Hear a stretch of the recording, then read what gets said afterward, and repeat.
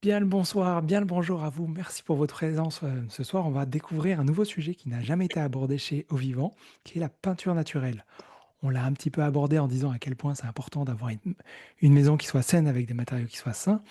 Mais un jour, sur Internet, en cherchant moi-même le sujet de la peinture naturelle, je suis tombé sur un tutoriel extraordinaire de Élise et j'ai regardé ses vidéos plusieurs fois et au bout d'un moment, j'ai fait, bah, faut que je prenne contact avec elle. J'ai gardé le contact sous le coude pendant presque 2 ans et je me suis enfin décidé à le faire. En début d'été, on a pris contact, on s'est rencontrés au mois de juillet, on a passé un super moment ensemble et on vous a réservé une belle soirée ensemble pour pouvoir vous permettre de découvrir ce qu'est la peinture naturelle et pour toutes celles et ceux qui viennent de la liste d'Élise, évidemment, vous connaissez bien le sujet, vous connaissez son approche, mais là, je vais aussi vous faire une petite présentation pour ceux qui ne la connaissent pas. Élise, c'est une professionnelle de l'art qui s'est aujourd'hui spécialisée surtout dans la formation pour pouvoir vous apprendre à faire de la peinture décorative, mais également de la peinture murale, intérieure et extérieure sur les façades. Donc, si vous venez plutôt pour un sujet d'habitat de maison, vous allez avoir vos réponses ce soir. Et si vous venez avec des questions de décoration, vous pouvez également avoir vos réponses ce soir.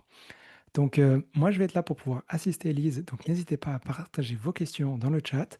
J'en ai pu en recevoir quelques-unes en amont et Elise a pu aussi recevoir vos questions grâce au questionnaire que vous avez pu répondre pour celles et ceux qui ont été en amont. Donc, merci à vous. Et je vois qu'on est déjà pas mal nombreux et nombreuses. Donc, bien le bonsoir, bien heureux de vous retrouver. Et pour ceux qui ne me connaissent pas, je vais me présenter juste après la présentation d'Elise. Si tu veux faire une autre présentation un peu plus poussée que mon blabla d'un instant. Bah, déjà Bonsoir. dire bonjour. Déjà vous dire bonsoir. Alors moi du coup j'ai pas la fenêtre qui change. Bon c'est pas grave, on va faire le petit réglage pour que je vois vraiment ce que je fais. Mais c'est pas grave. Donc salut à tous et toutes. Donc bah, comme Goulven vous l'a présenté, on s'est rencontrés en juillet dernier. D'avoir un petit coup de fil, je crois juste genre le 14 juillet, la veille ou le lendemain, si je me souviens bien, dans la rue à Paris. Et puis bah, j'ai trouvé son parcours, son projet, ce qu'il fait, ses formations, sa chaîne YouTube vachement sympa.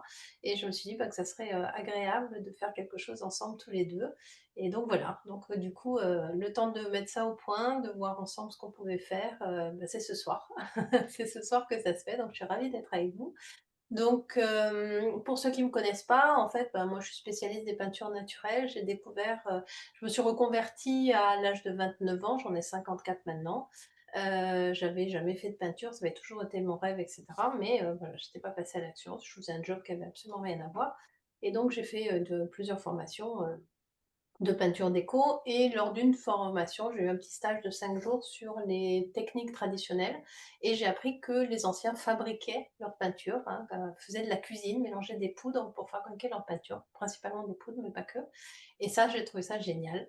Et du coup, je me suis complètement engouffrée là-dedans et mon atelier est devenu un laboratoire où j'ai testé tout un tas de recettes, de mixtures, pour faire des textures, des rendus, des choses différentes. À l'époque, bah, vous voyez, c'était il y a 25 ans. Il y avait très peu de choses en fait là-dessus, donc il a fallu vraiment que je compile, que j'aille chercher dans des livres anciens, des manuels, 17e, 18e, 19e, des recettes, comprendre, les dosages, comment ça fonctionnait, tout ça. Avec toujours, moi de mon côté, je dirais mon apport, c'est un œil un peu déco, donc trouver des textures, trouver des choses, voilà, les étirer, étirer toutes ces différentes peintures et techniques pour faire des choses esthétiques, des patines, des décors, des choses comme ça.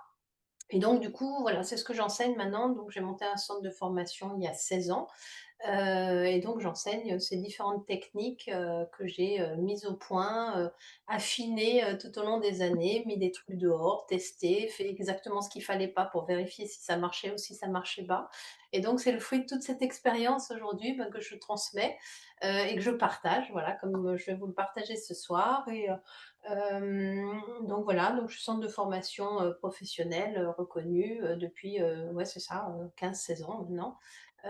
Donc je fais des formations présentielles, en ligne et cetera et je forme en termes de public, si vous voulez, des publics très différents, à la fois des particuliers, bah, qui veulent rénover leur maison, dans les règles de l'art et avec des matériaux sains, des peintres en bâtiment, donc aussi des professionnels, hein, des peintres en bâtiment, des peintres décorateurs, des peintres sur mobilier ou des personnes qui veulent se reconvertir à ces métiers-là Et puis, bah, l'année dernière, par exemple, aussi des artistes peintres, beaucoup, de plus en plus d'ailleurs, j'ai envie de dire, et ça, c'est super que les artistes peintres, aient envie de passer à des techniques saines.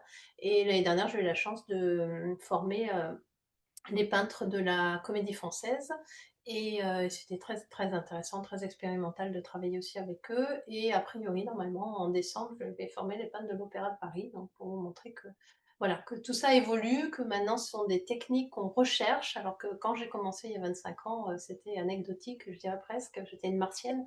Et donc je suis ravie de voir une évolution, vers ces matériaux. Voilà, une intro un petit peu longue, mais pour vous montrer que, voilà, que le champ, il est très vaste de tout ce qu'on peut faire avec ces mêmes techniques à la base. Merci. Et maintenant, pour pouvoir me présenter à mon tour pour ceux et celles qui ne me connaissent pas, je vous ai fait une petite présentation pour que ça soit un petit peu plus illustré. Moi, mon objectif, en fait, c'est de former les particuliers à concevoir une maison qui soit saine, écologique et autonome. Et j'emploie une méthode qui est la méthode du design bioclimatique. Et à travers ça, en fait, on enseigne plein d'éléments pour pouvoir prendre le contrôle de son projet, éviter les coûts cachés, arrêter de tourner en rond, reprendre le pouvoir un peu sur son projet, que ce soit pour une construction ou une rénovation. Et donc, bah, ne pas se laisser avoir, on va dire, par les erreurs de la méconnaissance, éviter des erreurs fatales et repartir avec des bases super solides pour pouvoir être vraiment bien et on peut aller plus loin. Donc voilà, donc le lien vers le groupe Telegram et après, ouais, si vous avez envie, on pourra prendre rendez-vous ensemble pour la suite. Donc c'était ma petite présentation. Maintenant, place au grand sujet de ce soir qui est la peinture naturelle. Merci beaucoup, Élise, de venir jouer ce jeu-là alors que je sais que tu as encore des douleurs à ton épaule. C'est un vrai défi que tu es en train de relever. Donc, je te remercie d'être avec nous pour pouvoir nous partager ça parce que ça fait un moment que tu n'avais pas fait de webby. Et je suis bien heureux d'être assisté ce soir pour découvrir ce sujet parce que, en vrai, pour tous ceux qui ne connaissent pas, je suis quasiment du même niveau que vous. Euh, Même si j'ai de l'intérêt sur le sujet et que j'avais vu plein de choses, mais j'en ai beaucoup plus appris quand j'étais à voir, à toucher toutes les belles choses et les différents ocres de couleurs qu'il y a derrière toi, Elise. Donc voilà, je te laisse la main et au plaisir de découvrir notre, ton échange. Bien, ça marche. Bienvenue donc à tous et toutes, hein. On va regarder un petit peu en détail tout ça. Donc, pour moi, l'idée, c'est de faire, une présentation sur les peintures naturelles. Demain, je veux repeindre un mur ou, une porte à la maison ou, voilà, refaire ma déco, qu'est-ce que je peux trouver? Comment je peux me débrouiller? Et cetera. Donc l'idée pour moi, c'est de faire le point un petit peu sur, voilà, sur tout ça, sur, les choix qu'on va pouvoir faire, comment s'y retrouver surtout, et cetera. Si ça vous va, n'hésitez pas à le dire dans le chat, et si vous avez des angles particuliers que vous souhaitez que j'aborde, n'hésitez pas aussi à le faire. Je voulais d'abord, aussi vous remercier parce que vous êtes plus de 80 à avoir répondu à notre petit questionnaire qui m'a permis vraiment, voilà, de construire ce cours en fonction de vos desiderata, vos besoins, vos supports et vos questions. Donc, un grand merci. Et donc voilà, ce que je vais, vous exposer, c'est, d'abord comprendre c'est quoi une peinture naturelle, on va voir ça. Ensuite, choisir, qu'est-ce qu'on va pouvoir choisir entre ce qu'il y a dans le commerce, qu'on peut fabriquer, qu'est-ce qu'on peut fabriquer, tout ça, les différents composants. On va voir ensemble après, comment on applique ça, si vous avez une envie d'une recette en particulier, comme vous voyez, j'ai plein de petits ingrédients derrière moi, de poudre et cetera, et je suis totalement autonome avec tout ce que j'ai là. Je peux quasiment peindre sur tout support. Donc, voilà, on peut fabriquer ensemble une recette de peinture si vous le souhaitez, si on arrive, voilà, si on a le temps, si je suis pas trop bavarde. Et voilà, et vous montrer peut-être un petit peu, des réalisations déco, des choses qu'on peut faire, avec les peintures naturelles, hein. Évidemment, moi, c'est assez rare que je fasse un mur blanc, puisque je suis décoratrice, donc voilà. Mais on peut faire des très beaux murs blancs à la chaux aussi. Mais voilà, c'est quand même une fois qu'on a un petit peu tous ces outils-là dans les mains, on a envie de mettre de la couleur de partout. Ça vous va comme programme? N'hésitez pas à me le mettre dans le chat, à me dire un petit peu, voilà, si c'est OK pour vous. Voilà, je vous suis. Je pense qu'il y a un petit décalage léger entre vous et moi, et je vous propose, j'ai fait une petite présentation. Ouais, tu voulais Je, dire un truc peut-être, oui, Patrick? je trouve pas qu'il y a de décalage. Et on me pose la question s'il y aura un replay. Et oui, il y a un replay, c'est accessible sur le Telegram. Vous pouvez simplement vous connecter, récupérer le lien une fois que ça sera enregistré. Et si vous n'avez pas Telegram, vous pouvez juste le télécharger, vous connecter, récupérer le lien et vous enlever après. C'est pas, Il y a pas d'obligation dessus. Donc voilà. N'hésite pas à remettre le lien d'ailleurs, hein, tu peux le mettre Ouais, je maintenant. viens de le mettre dans le chat. Ah bah, super, OK. Ah bah, alors moi, c'est que le chat, il est pas à jour, tu vois? Il remonte pas. Donc il faut que je le hop, OK, impec. Et ben, on y Je va te pour la laisse petite présenter. Ouais, let's go. let's go. Allez, je vois qu'Olivier, il est OK pour le programme. Alors on y va. Hop. Alors partager, du coup, j'étais, hop, sur autre chose de nos réglages de caméra tout à l'heure. Allez, on y va. Hop. Donc ça, ce sont des réalisations, des couleurs, hein. Je vous ai mis, plein d'illustrations. Toutes les illustrations du PDF là qu'on va regarder ensemble, sauf une, sont des réalisations ou des choses faites en atelier, de mon côté. OK? Donc bienvenue dans le monde des couleurs et des peintures naturelles. Alors c'est quoi naturel? Ça veut dire quoi et qu'est-ce qu'on qualifie, de naturel? Donc il y a un texte, un seul, officiel, qui s'appelle les allégations environnementales. Vous pouvez le télécharger, c'est, sur, un site officiel, hein, du gouvernement. Je crois que ça date de 2011, si ma mémoire est bonne. Il y a eu plusieurs versions. Il y a une remise à jour qui a été faite en 2023. D'ailleurs, ils ont enlevé le terme écologique. Je ne sais pas pourquoi, mais c'est intéressant de voir qu'il n'y est plus. Et donc ça définit tout un tas de termes comme, naturel, éco-responsable, biosourcé, bio et cetera, hein. Il y a, je sais pas, il y a une quinzaine au moins de termes comme ça. Ça, détermine leur utilisation dans le commerce, hein, sur les emballages et dans tout ce qui est, voilà, utilisation de ces termes, pour le marketing, les publicités, les emballages et cetera. Donc là, moi, je vous ai mis vraiment beaucoup de précision, hein, sur cette présentation. On va voir vraiment les grandes lignes ensemble ce soir. Après, si vous le souhaitez, je vous donnerai un petit lien pour que vous puissiez télécharger, ce PDF. Donc un produit est qualifié de naturel, on a le droit de le qualifier de naturel s'il contient au moins 95 de composants naturels. On ne parle pas de peinture bio, par exemple. Ce qui est bio, ça ne s'utilise que pour ce qui est agricole. Ok. On peut parler d'huile bio, on peut parler d'œufs bio, mais on ne va pas parler d'un produit fabriqué, d'une peinture bio. D'accord. Donc déjà, c'est un terme voilà, qui n'est pas adapté. Il faut faire attention bien sûr parce que tout ce qui est naturel ne veut pas dire forcément que c'est inoffensif, hein. Il y a évidemment des produits naturels qui sont toxiques et dangereux pour l'homme ou pour l'environnement. Donc ça aussi, il faut faire attention, à ça et regarder au cas par cas, les différents, produits qu'on va utiliser.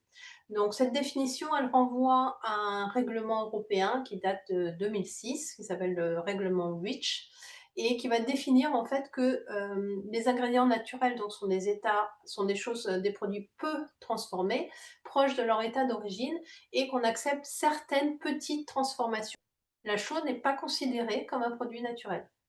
La chaux, c'est quoi? C'est du calcaire qu'on va trouver dans une carrière, hein. On va faire chauffer très fort dans des fours à plus de 1000 degrés. La chaux, elle est arrivée dans la construction chez les Égyptiens, parce qu'avant, on n'avait pas de four qui chauffait suffisamment fort pour fabriquer de la chaux. Et ça transforme en fait la matière. On a une autre matière à la sortie de la chaux, à la sortie du four, qu'on va réhydrater. Et ça, c'est la chaux qu'on va utiliser pour la construction et pour la peinture. Donc, si je suis cette définition, par exemple, la chaux n'est pas un produit naturel, mais bien sûr, la chaux est un produit extrêmement écologique. D'accord? Ça, c'est si on veut vraiment être puriste. OK? Donc voilà, ce que nous, on va garder comme définition, donc une peinture naturelle, elle est composée d'au moins 95 de composants naturels peu transformés. OK? Si vous avez des questions, hein, n'hésitez pas de les mettre dans le chat et Goulven, je compte sur toi pour me les poser et me les dire. Maintenant, dans le commerce, évidemment que, il y a un supermarché des peintures naturelles, des peintures écologiques, que personne n'y connaît rien, qu'il y a très peu, c'est très difficile d'avoir des informations là-dessus. Donc moi, je vais vous donner des pistes, hein. J'ai mis 3 indicateurs, mais en fait, il y en a 4.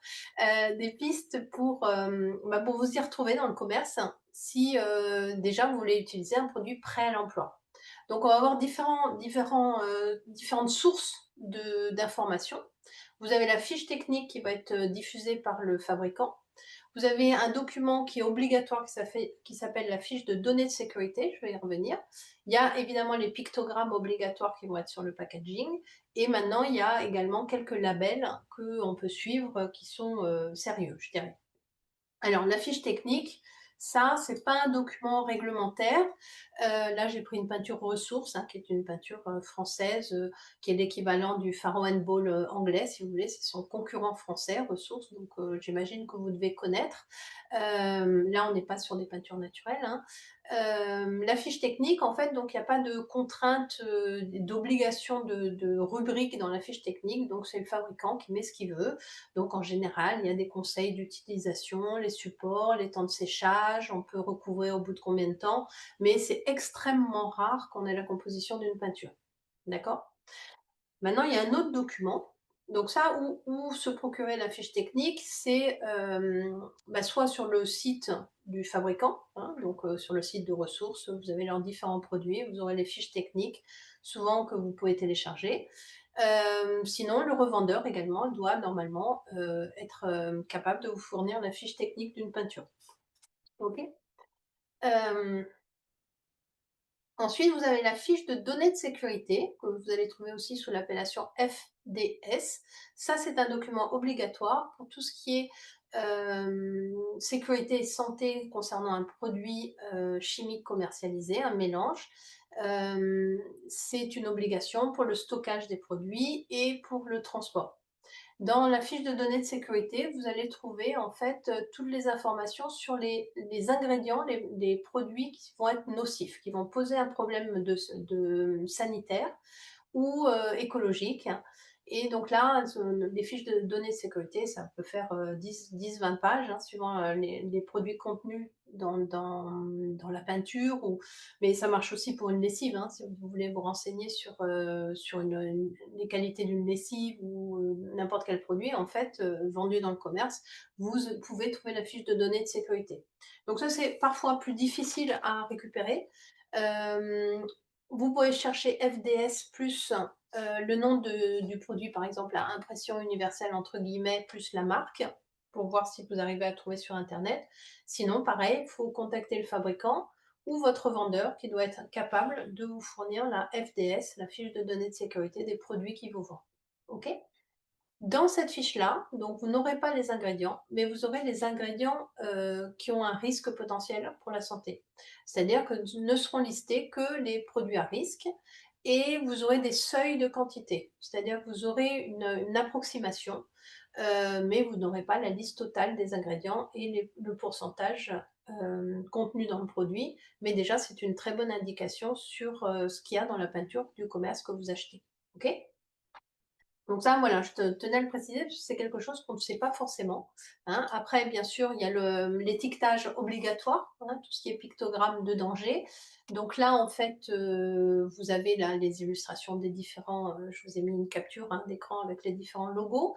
Maintenant, voilà, les plus fréquents, ce qu'il faut voir, c'est la tête de mort, le point d'exclamation pour tout ce qui est irritation de la peau, des muqueuses, des voies respiratoires, la flamme pour les produits qui vont être inflammables, et puis les logos avec un arbre ou un poisson pour tout ce qui est environnement. Ok, donc ça également, ça vous donne une indication sur ce genre de, voilà, sur la toxicité du produit que vous allez utiliser, sachant que la toxicité, en fait, il y a deux choses importantes à savoir. Il y a la toxicité intrinsèque du produit, à quel niveau il est toxique, à quel point les ingrédients que vous avez dans la peinture que vous achetez sont toxiques, et également l'exposition. Évidemment que ça ne va pas être la même chose si vous peignez une fois 1 heure dans votre vie avec ce pot de peinture, ou un peintre en bâtiment qui va l'utiliser 35 heures pendant 40 ans de carrière. Vous voyez?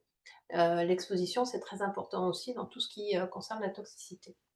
Si je vais trop vite ou quoi, hein, surtout vous me le dites. Alors les labels, hop, j'ai un mauvais cadrage de ma page. Voilà. J'ai même un mauvais affichage, on dirait. Les labels, moi je vous en conseille 4, on dira, qui sont les petits logos que j'ai là. Voilà. Hop, je vais mettre à 125, on verra mieux. Tac. Voilà. Vous avez Nature Plus, qui est un label allemand, hein. Vous avez 2 logos, hein, de Nature Plus, il y en a un avec un E et un sans E, hein, qui donc va certifier les produits naturels et biologiques. Donc ça concerne aussi les peintures et les normes sont assez strictes. Vous avez Nature Plus, qui lui est un label européen qui va certifier, alors là, peut-être que tu peux intervenir, Goulven, parce que peut-être que tu connais aussi sur ta partie ces logos-là. Et donc, on va avoir aussi USD organique, qui certifie les produits comme, biologiques et exempts de pesticides, de produits chimiques synthétiques et de modifications génétiques, donc c'est quand même, intéressant. Et vous avez Ecocer qui est la seule, entre guillemets, certification française qui lui va se concentrer sur les produits biologiques et naturels, y compris les peintures. Tous les logos entre guillemets «officiels», la petite fleur, vous savez l'éco, comment il s'appelle? Je sais plus comment s'appelle le logo, qu'on trouve partout ça vous allez le trouver sur les peintures qu'on va trouver en grande surface et cetera. C'est le label écologique européen.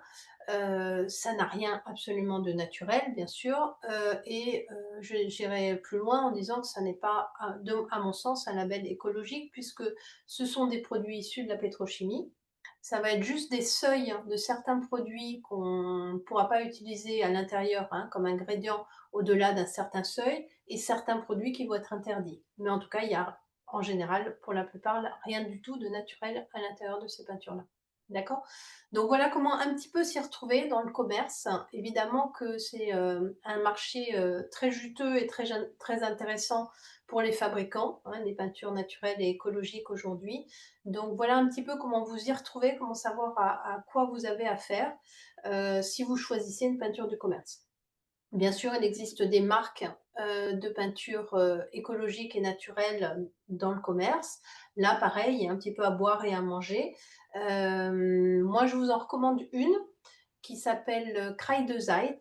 C'est une marque allemande. Ils ont, énormément de produits, tout est transparent. Vous avez la composition exacte de ce qu'il y a à l'intérieur, de la peinture. Vous avez des fiches techniques qui sont extrêmement bien faites et un service aussi, technique, de suivi qui est vraiment très bien et donc si vous cherchez une peinture prête à l'emploi, naturelle du commerce, moi je vous orienterai en tout cas vers cette marque-là. J'ai des bidons, moi, de matières premières de chez eux. Je vais en attraper un pour vous montrer. J'ai partagé l'orthographe de Kreidezek, Zeit. Excusez-moi pour mon orthographe. Ouais, bah, pareil, hein, je parle pas allemand. Donc voilà, donc ça, par exemple, c'est, une huile que j'utilise de chez eux. Donc voilà, Kreidezeit, hein, c'est des bidons comme ça. Ils ont des peintures en poudre comme on faisait dans le temps. Vous rajoutez l'eau et des pigments. Et ils ont tout un tas de peintures naturelles, vraiment intéressantes. Donc ça, vous pouvez y aller, hein, les yeux fermés. Est-ce que c'est OK pour vous pour le moment? Sur ma petite, présentation, est-ce que vous avez des questions? Donc là, j'ai abordé, ce qu'on peut trouver dans le commerce, comment s'y retrouver, comment choisir en fait dans toute l'offre qui est disponible aujourd'hui. J'ai vu C'est des bon? petits pouces se lever avec les Vanna, là, Ouais? c'est classe. Bon, bah, c'est cool. Super, je continue? Ça vous va? Heu, il y avait une petite question sur, est-ce que la slide que tu nous présentes, tu nous la partageras après en Alors je justement, je l'ai un peu plus développée, là je vous la fais très, très rapide donc il y a un petit lien après que si vous voulez la télécharger, hein, super. que je t'ai donné d'ailleurs Goulven, que tu si tu peux avoir la gentillesse à la fin, de le mettre pour qu'on puisse, que voilà, que vous puissiez y avoir accès. Allez, je repartage pour la suite. Yes. Tac. Donc voilà, là vous avez les éléments pour choisir, dans le commerce une peinture, hein, comment, comment m'y retrouver, quoi faire. Maintenant, je voulais un petit peu, combattre les idées reçues, qu'on peut avoir sur les peintures naturelles. Alors je me rends compte, moi ça fait 25 ans maintenant que je fais ça, je me rends compte que quand même les mentalités ont beaucoup fait évoluer. Mais, au début, moi quand j'ai démarré, vraiment c'était, heu heu moi, je suis partie, je travaillais dans un grand média à Paris. Quand je suis partie pour aller faire des peintures et en plus des peintures naturelles, c'est comme si je partais, au fin fond de de la campagne faire du fromage de chèvre, quoi. J'étais regardée vraiment comme un ovni. Maintenant non, maintenant on sait que ça existe déjà, les peintures naturelles et qu'en plus on peut fabriquer des choses. Toutes les images que je vous montre, hein, sont des réalisations. Ça vous expliquer, donc c'est un décor que j'ai fait chez une cliente. Tous les fonds sont faits en peinture à la caséine. La caséine, c'est une protéine de lait et c'est une peinture, très, très costaud et toute la partie de décor, hein, ça c'est un décor de chinoiserie, a été réalisée à tempéra. La tempéra, c'est une peinture au jaune d'œuf et au pigment. OK, donc j'ai voulu, voilà, vous mettre des illustrations aussi de choses, réalisées en 100 naturel.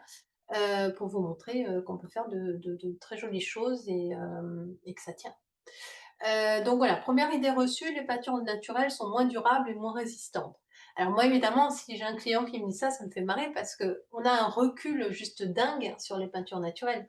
Toutes les peintures traditionnelles, quasiment, sont des peintures naturelles. Qu'est-ce que faisaient les anciens? Les anciens, ils utilisaient justement des ressources, locales, des choses qu'ils avaient à proximité, faciles, d'utilisation. Là, je vous ai mis, un exemple, ce sont des peintures qui ont plus de 2000 ans, ce qu'on appelle les portraits du Fayoum. Sont des peintures sur bois, sont des peintures à l'encaustique, c'est-à-dire que sont des peintures qui sont faites à partir de cire d'abeille, hein, de cire d'abeille et de pigments. Elles ont 2000 ans. Il y en a pas mal au Louvre, hein, si vous avez l'occasion de retourner au Louvre, n'hésitez pas. Ce sont des très belles peintures. Et donc voilà, là on est sur des peintures qui n'ont pas été dans un musée pendant 2000 ans à l'abri de tout, hein, qui ont été exposées et qui sont toujours là. Euh, Contrairement aux peintures acryliques, par exemple, qui elles ont 60 ans, 70 ans d'existence, hein, c'est arrivé dans les années 60, du moins ça s'est généralisé dans les années 60. On a très très peu de recul sur ces peintures-là. Ok. Moi j'ai discuté avec une restauratrice de tableaux, hein, qui m'a dit qu'il y avait énormément, à l'époque, hein, elle travaillait au centre Pompidou, et qu'il y avait beaucoup plus de restauration sur les œuvres récentes, sur les œuvres du XXe siècle que sur les œuvres anciennes. Pour deux raisons: les matériaux, première raison très importante, et deuxième raison aussi, une méconnaissance de l'utilisation des produits, de ce qu'on peut mélanger, etc. Deuxième idée reçue, que là je vais déconstruire mais direct, c'est que les peintures naturelles sont plus coûteuses. Alors dans le commerce, oui, parce qu'il y a un créneau, parce que c'est du marketing, parce que voilà, là, du coup c'est du plus, plus, plus, donc on va en profiter et vous vendre des choses très chères. Mais en vrai, pas du tout. Je vous ai mis un exemple pour une peinture d'une façade, ok, ça c'est une façade que j'ai réalisée pour un de mes clients qui est l'atelier Vim, que vous pouvez suivre sur Instagram, VIME. Où j'ai beaucoup, ça fait 7 ou 8 ans que je travaille pour eux, j'ai fait déjà beaucoup de choses dans plusieurs maisons, décor intérieur, extérieur. Là, on a fait complètement la façade. Ok, on était dans une maison 19e, tout abîmé. Vraiment, la façade ouais, était vraiment moche avant que j'intervienne et avant qu'on refasse tout, quoi. Là, niveau peinture, j'ai fait une patine à la chaux, hein. Je suis pas sur une peinture, je suis sur une peinture déco. J'ai fait un badigeon à la chaux qui a l'air un peu usé, fané par le temps. OK. Prix de revient du mètre carré, je suis à 0,36 €. 0,036 € du mètre carré. Vous voyez? En une couche, hein. Et ça, c'est des prix qui sont de 2025? Ah oui, oui, c'est mes prix calculés à moi, c'est mes prix de revient du mètre carré. Énorme. Hein, sur une couche, hein, là, c'est une couche en mètre carré. Donc là, après, il y a un travail de patine, voilà, il y a d'autres choses qui sont intervenues pour faire ce décor-là, il n'y a pas qu'une couche, hein. Mais en prix de revient de peinture, hein, sans évidemment le temps de travail, je suis à ce tarif-là, on n'arrive même pas à le dire tellement c'est bas, quoi. Je suis à 3 centimes d'euros, d'accord? Une peinture de façade du commerce, la normale, je dirais, qu'on va trouver en magasin, professionnel, on est au minimum à 2,69 € du mètre carré. D'accord? Et alors j'ai regardé tout à l'heure un peu des prix de peinture, à la chaux, de marque écologique. Donc c'est pour ça qu'il faut faire vraiment attention parce que là, il y a vraiment un gros marché. Donc ça, c'est une peinture écologique, donc 99,5 des ingrédients sont dits naturels. Je l'ai mis entre guillemets puisque, je vous ai expliqué tout à l'heure que si on suit la définition, officielle de naturel, la chaux n'est pas naturelle, donc une peinture à la chaux ne peut pas être à 99,5 naturelle, pourtant c'est ce qui a marqué sur le paquet, d'accord? Mais bon, moi je suis assez puriste là-dessus, donc voilà, vraiment je vous explique. Et là, on est à 4,83 € du mètre carré. Vous voyez la différence? Si on calcule, on est 134 fois plus cher que, une peinture à la chaux qu'on peut fabriquer, nous-mêmes. Je peux vous le montrer tout à l'heure, on prendra 5-10 minutes si vous voulez, pour vous montrer comment on fabrique un badigeon à la chaux. C'est extrêmement simple et franchement, c'est pas coûteux et moi j'ai rajouté du pigment en plus, hein, dans mon coût là. Donc non, les peintures naturelles ne sont pas plus coûteuses. Le marketing s'en sert. Il faut bien payer les pubs à côté, le packaging, et cetera. Puis c'est une mode, donc il y a de l'argent à faire. Donc les peintures du commerce sont souvent plus chères, pas toutes, hein, vraiment pas toutes. Donc faites bien attention, là encore, sur le choix, que vous allez faire. Les peintures naturelles sont moins riches et variées. En fait, donc moi j'ai un site qui s'appelle Peinture Naturelle, donc de temps en temps il y a des journalistes qui m'appellent pour avoir des infos, qui font des enquêtes là-dessus et on me dit, «La peinture naturelle est comme ci et comme ça».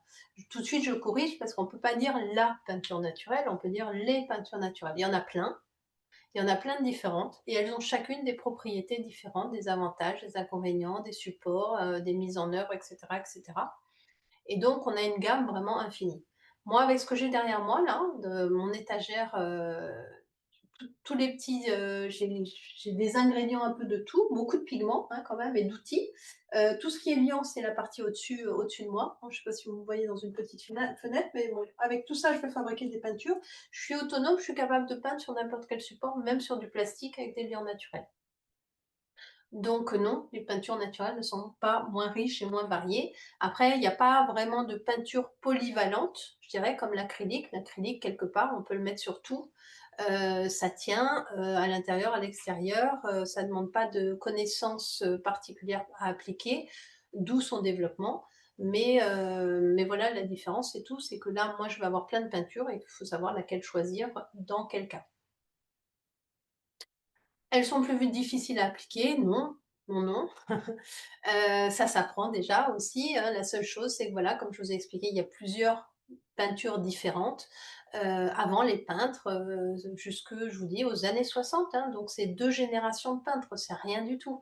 Ils fabriquaient leurs produits, hein. Quand moi je rencontre des vieux peintres, à la retraite, qui ont 70 ans, 80 ans, sur les chantiers, ils fabriquaient leurs produits, ils fabriquaient leurs enduits, ils fabriquaient leurs peintures et cetera. Maintenant, un peintre, c'est un applicateur qui va chez le marchand acheter un produit qu'il applique. OK? Il y a ces connaissances-là se sont totalement perdues et il y a des fadas comme moi, on est quelques-uns à être allés chercher, les informations, à avoir fait des tests, à avoir fait laboratoire dans nos ateliers, pour remettre, au goût du jour, ces peintures-là et reconnecter. Moi, je j'ai vraiment l'impression d'être, une des personnes qui est venue, à raccrocher en fait, le chaînon manquant, la rupture avec, la tradition des peintres, depuis toujours, quoi. Et donc voilà et je me fais un plaisir, de transmettre et de partager, bah, le fruit de tout ce travail de 25 années, d'atelier, de recherche et de chantier aussi chez mes clients. Et donc j'ai moi en effet bien du recul, sur ces matériaux-là à mon échelle je dirais. Je n'ai pas, 2000 ans 2000 ans de recul, perso, mais j'en ai déjà 25 de pratique et c'est aussi pas mal, quoi. Et d'avoir justement fait des tests un peu dans tous les sens pour vérifier les choses. Bon, évidemment, les bénéfices, ça, vous en avez tous conscience, c'est quand même bien de le rappeler. Bah, pour la santé, hein, sa propre santé, la santé de la personne, de l'applicateur, de celui qui va utiliser la peinture, mais aussi de la personne qui va, en bénéficier, qui va habiter, dans le lieu. Moi, j'ai beaucoup travaillé dans des lieux, comme des cabinets de thérapeutes, on a refait intégralement, toute l'école Montessori aussi d'Avignon. Voilà, des lieux vraiment, bah, c'est sûr que c'est très important d'avoir des endroits sains, pas d'émanation, pour que ce soit pour des enfants, des personnes malades, pour du soin et cetera et franchement en termes de ressenti, c'est juste dingue la différence en fait de quand on est dans une pièce ou une maison ou un appartement qui a été, peint avec ces matériaux-là, c'est vraiment extrêmement différent le ressenti, qu'on peut avoir. Évidemment qu'elles sont respectueuses de l'environnement, que ça ne va pas polluer, qu'on ne produit pas de déchets, hein, donc c'est vraiment une autre façon de travailler. Moi, je vais fabriquer mes justes quantités, donc j'ai jamais trop de peinture. Je stocke des produits secs, je dirais, que je vais mélanger et fabriquer juste ce dont j'ai besoin. Si par hasard j'ai des restes, les restes, je vais pouvoir, les, composter. Je n'ai pas de déchets toxiques ou alors extrêmement, extrêmement peu et je vais, jamais à la déchetterie à la différence de n'importe quel peintre, en bâtiment ou peintre décorateur actuel, qui utilise tout un tas de matériaux, nocifs. OK? Alors maintenant, donc est-ce que c'est OK sur toute cette, présentation sur les peintures naturelles et je rentre un peu dans les composants, dans le vif du sujet? Dites-moi dans le chat si vous avez des questions sur cette première partie et sinon, bah, j'enchaîne sur la suite.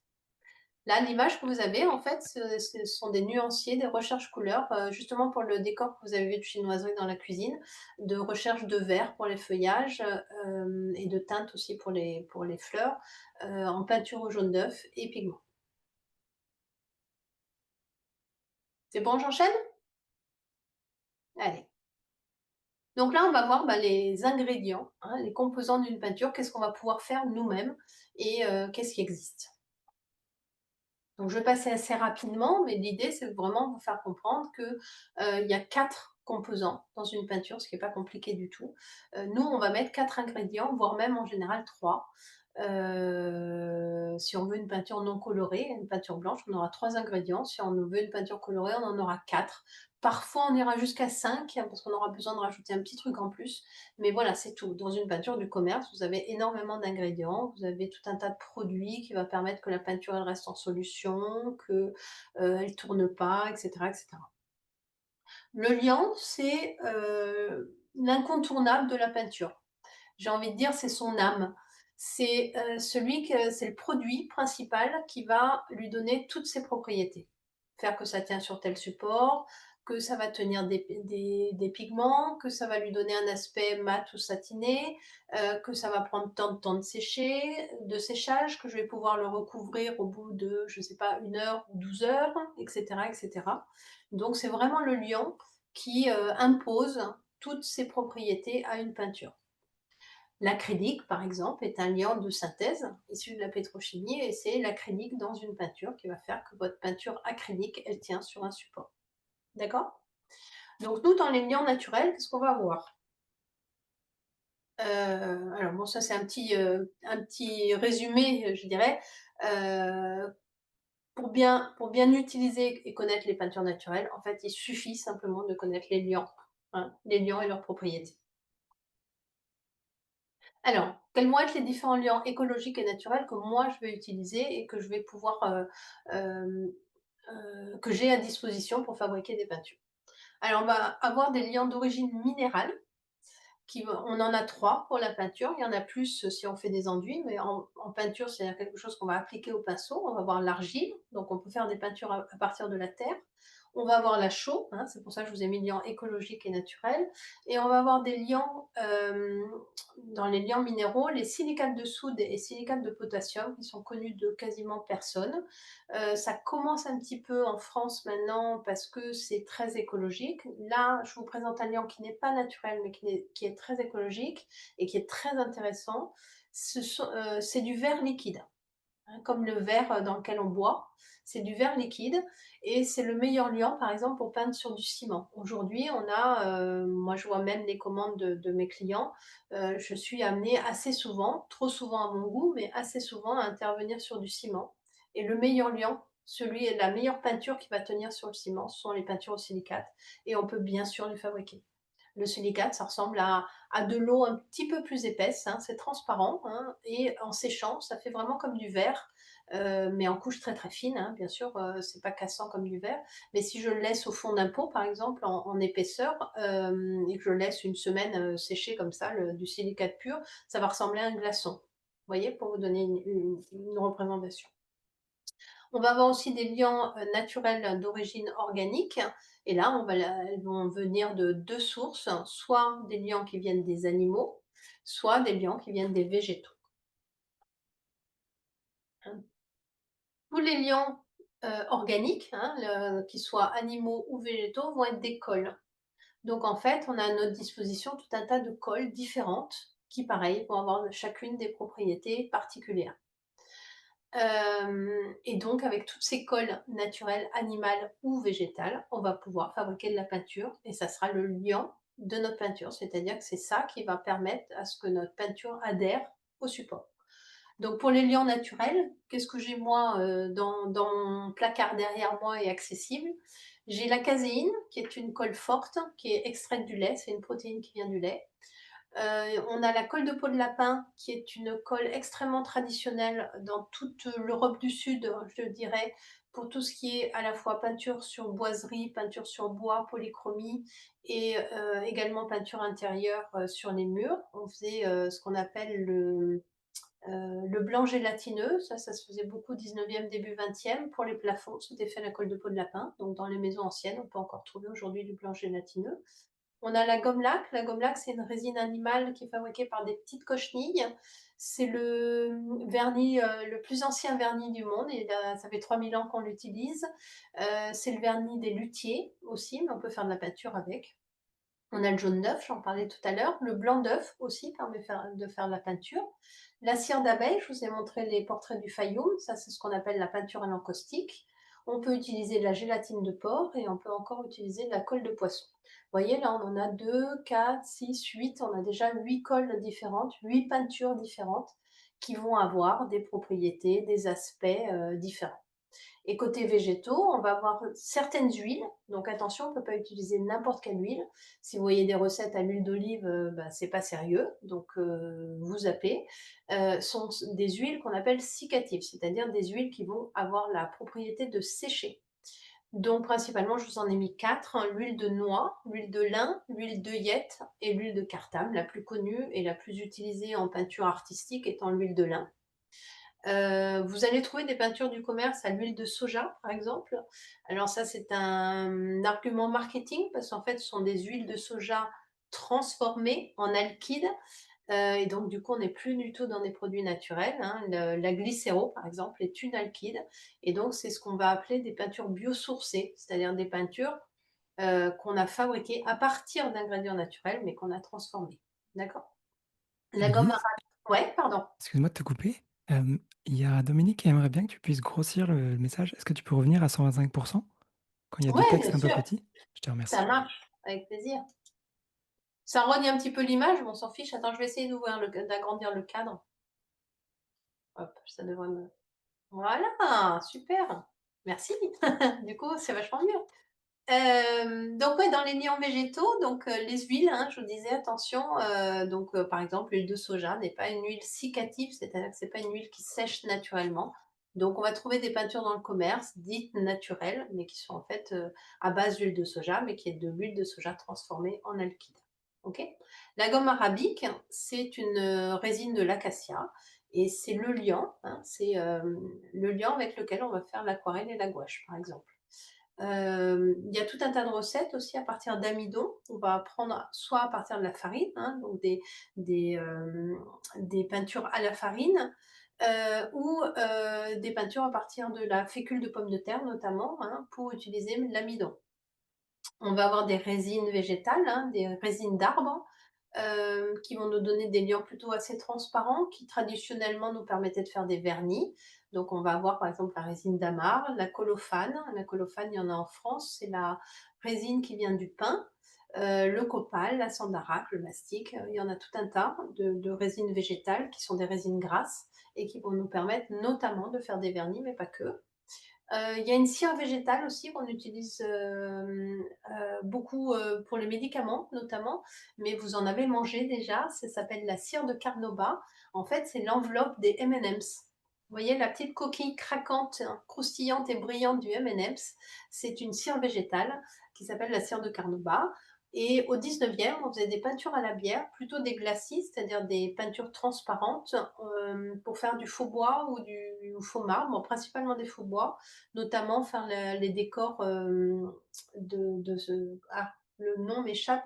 Vous savez, ces superbes trains du 19e qui parcouraient, qui allaient jusqu'en Russie, l'Orient Express, voilà. Donc tous les faux bois, tous les décors de l'Orient Express étaient faits en glacier à la bière, par exemple, pour la petite histoire. Donc, vous voyez, on a tout un tas de liants naturels, hein, je ne sais pas, entre les liants minéraux où on en a, je crois, trois. Là, on a donc 3, 5, 7, 9, 11, 13, 15, 17. Vous voyez, donc là, j'ai 17 peintures différentes. avec des propriétés différentes, des temps de séchage. Certaines vont être, lessivables, d'autres pas. Certaines vont tenir, dehors, dedans, par exemple, la gomme laque, c'est la seule qui va tenir sur le plastique, par exemple. Ça va tenir aussi la gomme laque sur le verre, sur le métal. Vous voyez, on a une richesse en fait de possibilités, en fonction de ce qu'on a à peindre.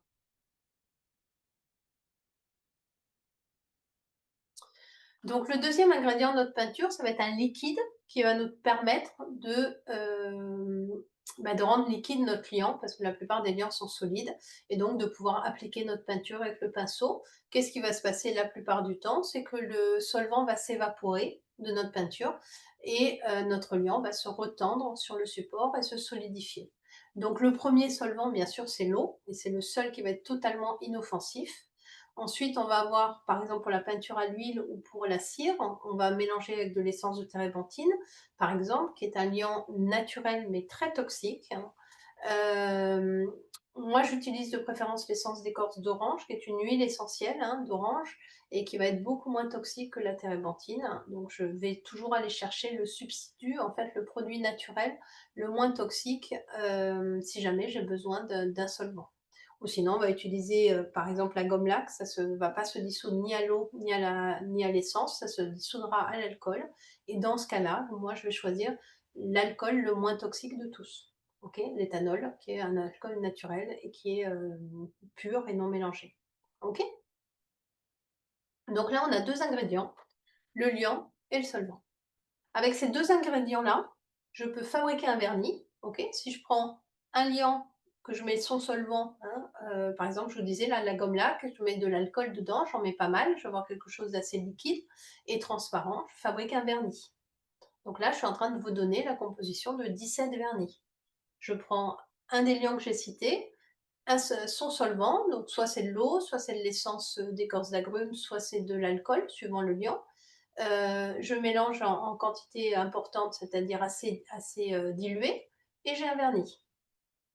Si je prends les liants animaux ou végétaux et que je mets du solvant, donc soit de l'eau, soit de l'alcool en fonction, hein, le solvant qui va marcher avec mon liant, là je vais avoir une colle. Donc pareil, j'ai plein de colles différentes, à ma disposition que je vais pouvoir fabriquer maison, hein, comme à la cuisine en fait. Je mélange des poudres et j'ai une totale autonomie dans mon travail. OK? Une colle diluée, ça va me permettre de faire une préparation sur un support, notamment sur le bois, pour que mon bois soit un peu moins poreux et que ma peinture adhère mieux. D'accord? C'est aussi simple que ça, en fait. Longtemps, dans mon ancien atelier, j'avais des très grandes baies vitrées et des voisins. J'étais en centre-ville d'Avignon et mes voisins, en fait, ont cru pendant très longtemps que je donnais des cours de cuisine, que je faisais des formations de cuisine parce qu'on passait notre temps à peser, mesurer, les outils que j'ai derrière moi, si vous regardez, j'ai des bols de cuisine, j'ai des passoires, j'ai des, verres mesureurs, j'ai des balances et j'ai des poudres. Donc en fait, c'est exactement la même chose. D'ailleurs, dès que moi j'ai besoin d'un ustensile pour la cuisine, il faut que j'aille d'abord le chercher à l'atelier parce que tout est plutôt côté atelier que côté cuisine chez moi. Donc voilà, maintenant le troisième ingrédient, donc là ça va être une poudre qu'on va mettre, mélanger à notre liant et à notre solvant et qui va lui donner de la couvrance, de l'opacité qui va faire que justement on va être en présence d'une peinture et pas d'un vernis, hein. La différence, c'est que la peinture, elle va recouvrir le support et on va pas voir par transparence la fibre du bois, le mur, donc on va mettre une poudre qui s'appelle la charge et la principale, ça va être la craie, hein, donc le vrai nom de la craie, c'est le blanc de Meudon. On peut mettre de la poudre de marbre, on peut mettre du talc, on peut mettre tout un tas de charges principalement minérales, mais pas que, hein. Dans certains enduits, on peut aussi mettre de la paille. Moi, je fais des choses aussi avec de la sûre quand j'ai besoin de faire du rebouchage sur des meubles, par exemple. Je vais prendre de la colle de peau de lapin, de l'eau et de la sûre. Vous voyez, c'est le même principe et je vais faire une pâte et je vais faire mon rebouchage. Là, je vous ai mis un petit peu attention à la peinture à la craie, parce que là, pareil, on est dans une démarche commerciale et marketing. On se dit: «Tiens, peinture à la craie, c'est forcément naturel». Non, parce que le liant, évidemment, c'est pas la craie, hein, c'est pas la craie qui va faire que notre peinture, elle tient. La craie, c'est une charge, c'est la matière qui va venir remplir pour que notre peinture, elle soit couvrante. Donc la plupart du temps, ce sont des peintures à l'acrylique avec de la craie dedans. D'accord? C'est important d'arriver à comprendre un petit peu les ingrédients et ce qu'il y a dans une peinture. Donc là, je vous ai fait un petit résumé. Liant plus solvant, j'ai un vernis. Liant organique plus son solvant, si c'est pas très dilué, je vais avoir une colle. Si je le dilue plus, je vais avoir une couche de préparation pour mon support. Si je prends mon liant avec du solvant et que je rajoute la charge, par exemple du blanc de meudon, là je vais avoir un enduit. Donc je vous disais le cas, un enduit pour le bois de rebouchage par exemple, ça va être de la colle de peau de lapin, de l'eau, du blanc de meudon.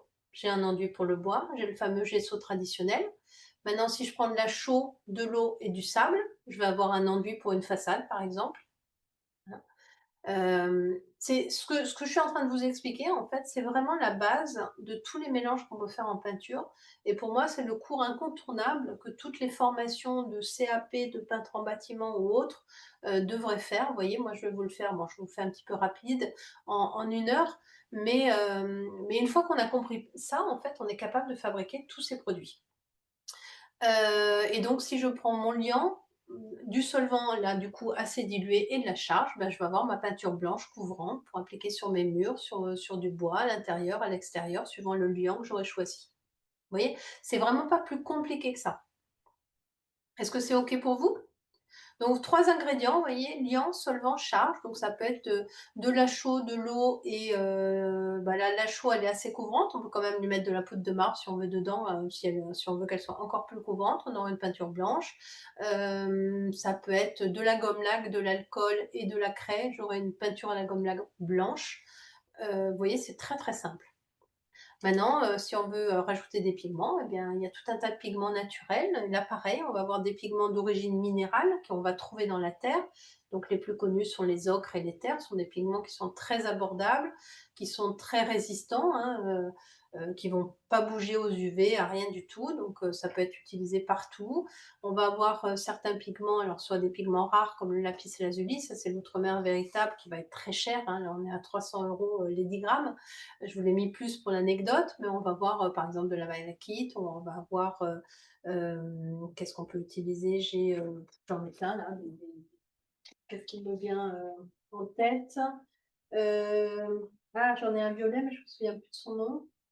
Bref, il y a tout un tas de pierres semi-précieuses qu'on peut utiliser aussi en pigments et puis on va avoir des pigments, organiques. Alors ça, c'est le plus rare. Là, on va être dans des pigments plutôt, traditionnels d'histoire de l'art. On a le rouge kermès, hein, qui vient de petite cochenille. On a, un rouge qui vient du un rouge violacé, plutôt un violacé qui vient de coquillage, le murex. Le sépia, ça vient de c'est l'encre de seiche. Le noir d'ivoire, hein, on en trouve toujours aujourd'hui, mais c'est plus le vrai, hein, puisqu'on faisait calciner de l'ivoire. Maintenant, on va calciner des os de mouton, en fait, on aura du noir d'ivoire, et cetera, et cetera. Et on va avoir des couleurs végétales aussi, l'indigo, par exemple, qui vient d'une plante, le noir de vigne qui sont des sarments de vigne qui sont cuits, hein, du charbon de vigne, si vous voulez. Il y a également le pastel, hein, qui est une plante qui va donner un très beau pigment bleu. Et il y a à nouveau une entreprise qui cultive le pastel en France, donc on en a à nouveau. Voilà, pour vous donner un aperçu, donc on a quasiment toutes les couleurs en fait, hein, avec des pigments naturels. Beaucoup vont être très peu chers, on va être, je sais pas, à 6-7 € le kilo, ce qui est rien par rapport à des pigments de synthèse. Après aussi, on va avoir des pigments rares, traditionnels, anciens, qui sont plus anecdotiques. Donc vous voyez que ces 4 ingrédients-là, je peux, je peux faire tout ce que je veux, quoi. Donc maintenant si je rajoute à mes différentes préparations du pigment et ben, je peux faire une peinture sans charge en mettant plein de pigments et là elle aura vraiment la couleur, de mon pigment. Je peux prendre, je sais pas moi, de la colle de peau de lapin par exemple ou de la caséine, de l'eau et puis mettre un ocre rouge. J'aurai une très belle peinture rouge couleur ocre rouge. Je peux faire un enduit que je vais teinter dans la masse, c'est-à-dire que je vais faire un enduit coloré, donc ça va être plus une pâte avec un liant, le solvant, du blanc de meudon ou de la poudre de marbre, plus du pigment.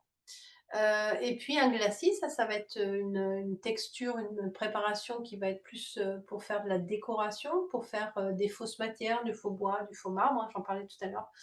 Par exemple, les glacis à la bière, on va prendre de la bière, de l'eau et du pigment. On peut faire des glacis à la colle de peau de lapin, on peut faire des glacis à l'huile aussi, par exemple, de l'huile, donc une huile sécative, par exemple l'huile de lin, de l'essence d'écorce d'agrumes et puis du pigment. Et là, je vais avoir un glacis. Je peux aussi faire une peinture à l'huile, auquel cas, je vais prendre de l'huile, je vais mettre de l'essence d'écorce d'agrumes, mais pas trop, et je vais mettre pas mal de blanc de meudon et du pigment, par exemple. Et là, j'aurai une peinture à l'huile. Vous voyez? Une fois qu'on a compris en fait, cette gymnastique, hein, c'est vraiment ça, j'ai 4 ingrédients, qu'est-ce que je peux mélanger, surtout dans quelle proportion pour obtenir une peinture, un enduit, un glacis, un vernis, une colle. Est-ce que cette, petite présentation, c'est ça vous comprenez mieux maintenant ce que c'est qu'une peinture naturelle et qu'en fait on peut en faire plein, plein de différentes avec plein de propriétés? Alors, il y a une petite case en plus, je vous ai dit tout à l'heure, c'est 4 ingrédients et parfois c'est 5. Bah, parfois, moi, je rajoute un conservateur si je veux conserver ma peinture 2-3 semaines. En général, de toute façon, je fabrique les justes quantités pour mon utilisation, mais si par hasard j'ai besoin de la conserver, je vais rajouter des conservateurs naturels. Par exemple, on peut mettre de l'ail ou on peut mettre de l'huile essentielle de clou de girofle, ça sera la plus forte comme conservateur. On peut ajouter dans une peinture à l'huile, par exemple, ou un vernis, gras, on pourra rajouter un peu de cire d'abeille pour être moins satiné, pour être plus mat. Voilà. Mais là, ce sont des petits composants qu'on va mettre en plus pour avoir une propriété supplémentaire. Donc, vous voyez 4 ingrédients: le liant, un liquide pour le dissoudre, une poudre, hein, qui s'appelle la charge, en général du blanc de meudon pour apporter, de la couvrance, et ensuite un colorant, hein, on va prendre un pigment et pour apporter de la couleur. Est-ce que vous avez des questions par rapport à ces mélanges? Par rapport à tout Mmh, ça? ouais, par rapport au mélange, il y a, Pascal qui demande: «Comment savoir Ouais. quelle peinture ou liant pour quel support?» C'est toute la difficulté. Alors c'est plus que le support, hein, parce que en fait, moi dans ma pratique, pour t'expliquer, je me permets de te tutoyer, hein, Pascal. En fait, ce que je vais faire, c'est que, quand un client arrive avec une commande ou quand j'ai un truc à peindre chez moi, je vais me poser, plusieurs questions. La première, c'est quoi mon support? Sur quoi je vais peindre? OK? Est-ce que je peins sur un mur? Mais mon mur, c'est quoi? Est-ce que c'est du ciment brut? Est-ce que c'est du plâtre? Est-ce que c'est un enduit à chaud? Est-ce que, c'est un ciment, mais sur lequel il y a une peinture, il y a eu une peinture, acrylique, par exemple? Auquel cas, je vais peindre sur l'acrylique parce que derrière, il y a le ciment, mais en fait, moi, ma peinture, je vais la poser sur de l'acrylique. Donc, première question, sur quel support je suis? Donc là, par élimination, dans toutes, tu vois, je sais plus, les 17 liants dont je t'ai parlé, je vais, choisir tous ceux, par élimination, qui tiennent sur ce support-là. OK? Deuxième question, ça va être quoi l'exposition? Qu'est-ce que ça risque? À quoi ça va être soumis? C'est pas la même chose, par exemple, si je peins du bois, de peindre un volet en extérieur, de peindre la table du jardin, de peindre la petite console, quand je rentre chez moi sur laquelle je vais poser mes clés, le courrier, de peindre la table de la salle à manger ou de peindre des poutres, par exemple, tu vois? Là, tous les cas de figure que je viens de te citer, c'est du bois.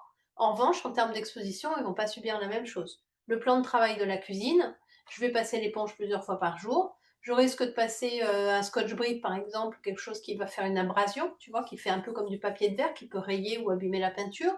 Je peux passer des produits un peu agressifs pour nettoyer, ce qui n'est pas du tout la même chose sur des poutres, par exemple. Je vais peindre mes poutres et je ne vais jamais y revenir. Je ne vais pas remonter sur un escabeau et aller faire quelque chose sur les poutres, sauf peut-être si j'ai un dégât des eaux, si j'ai une salle de bain au-dessus ou si je suis sous le toit. Voilà. Mais sinon, donc voilà. Première question, support. Deuxième question, exposition. Troisième question, le rendu. Qu'est-ce que je veux faire? Quel aspect? Est-ce que je veux une peinture très couvrante? Est-ce que je veux que ce soit mat? Est-ce que je veux que ce soit satiné? Est-ce que je veux avoir des transparences? Est-ce que je veux travailler dans le frais? Parfois pour certains effets décoratifs. Je prenais l'exemple du faux bois tout à l'heure, hein. Si je fais de la fausse matière, si je fais des matières en trompe-l'œil, du faux bois, du faux marbre, des choses comme ça, bah, c'est bien pratique d'avoir des peintures dans lesquelles je peux travailler dans le frais. C'est-à-dire qu'il ne va pas sécher tout de suite dès que je l'applique. La gomme laque, par exemple, dès que je la pose, en 5 minutes, c'est sec, je ne peux pas travailler du tout dedans. L'huile, ça, c'est confort. Je peux avoir presque une demi-journée où je peux remélanger, enlever, essuyer, revenir. Donc, pour faire de la fausse matière, ça, c'est super. Donc il y a ça aussi qui va intervenir et puis après suivant tes valeurs, on a rajouté avec une de mes élèves, Nina, il y a pas longtemps, je dirais, un nouveau critère qui est, bah, qu'est-ce qui va être le plus écolo? C'est-à-dire, en termes hem, comment on dit?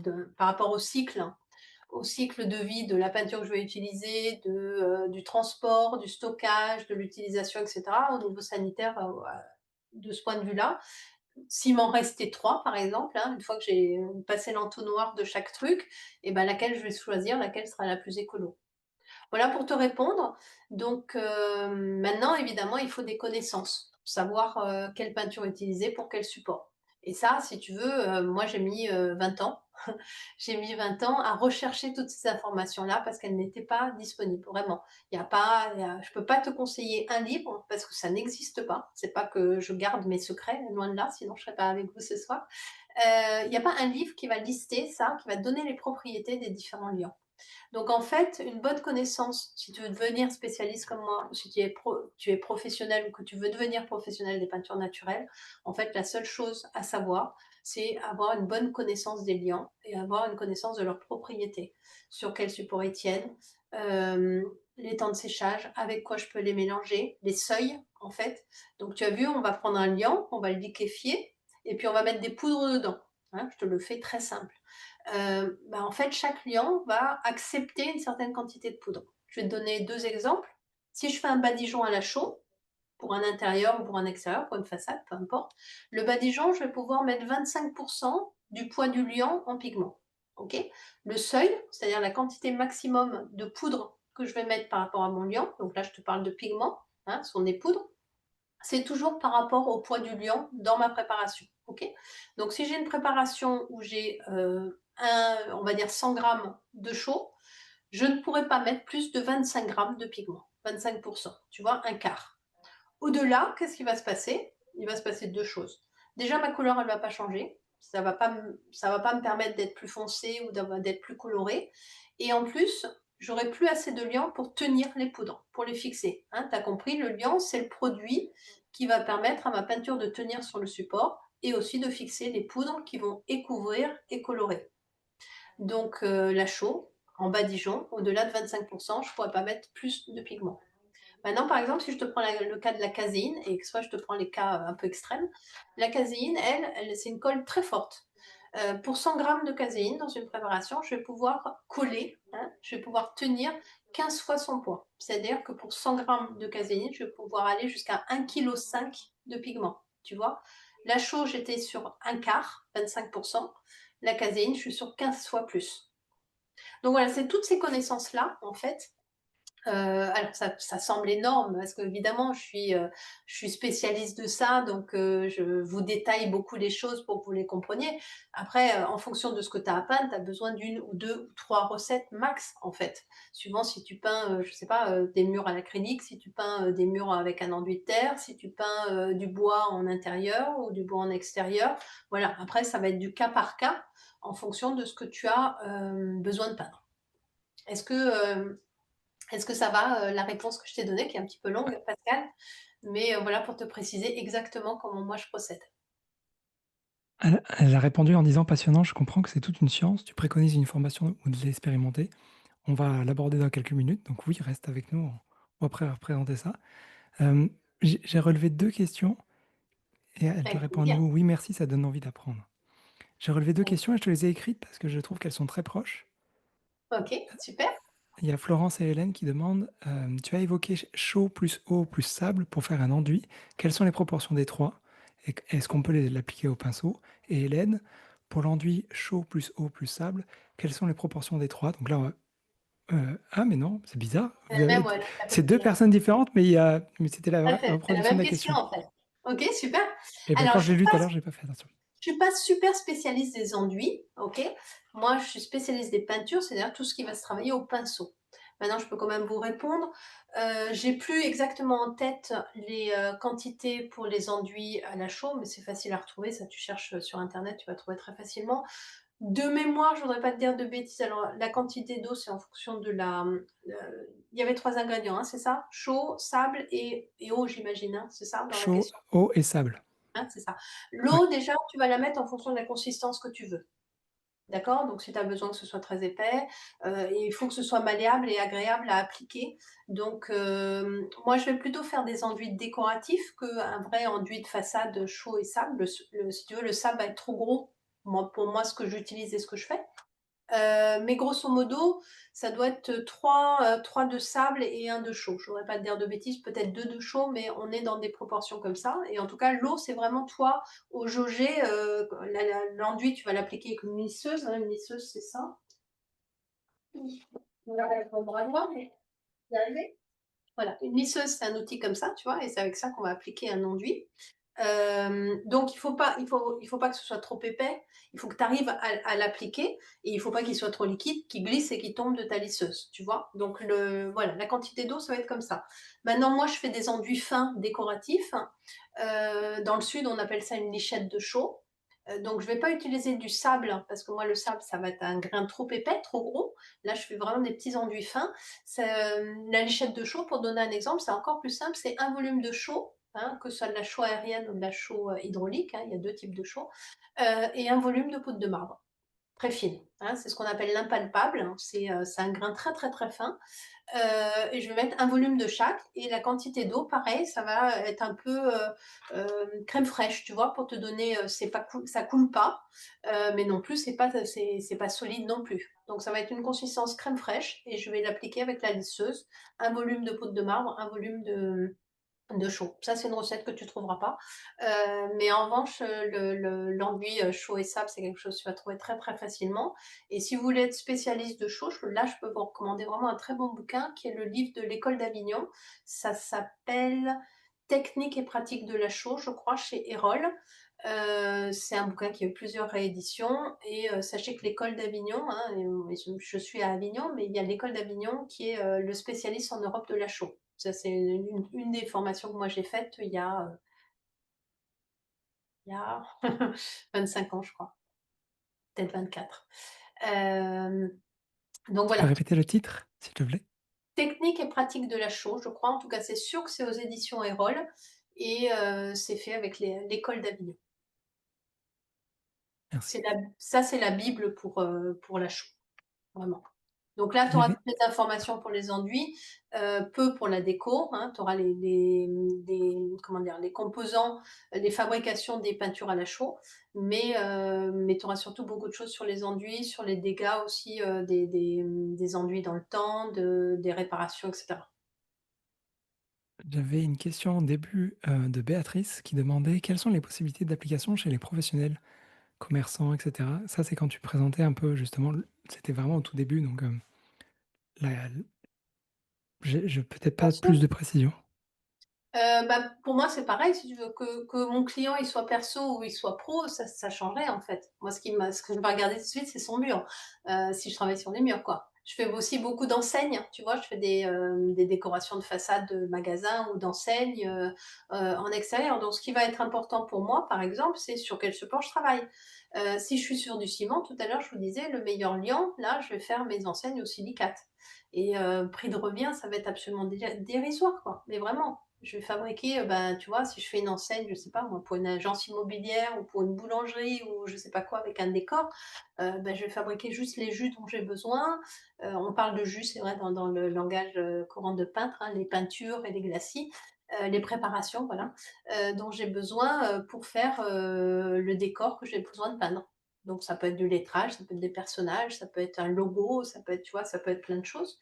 Donc moi, tout de suite, ce que je vais regarder en premier, c'est mon mur.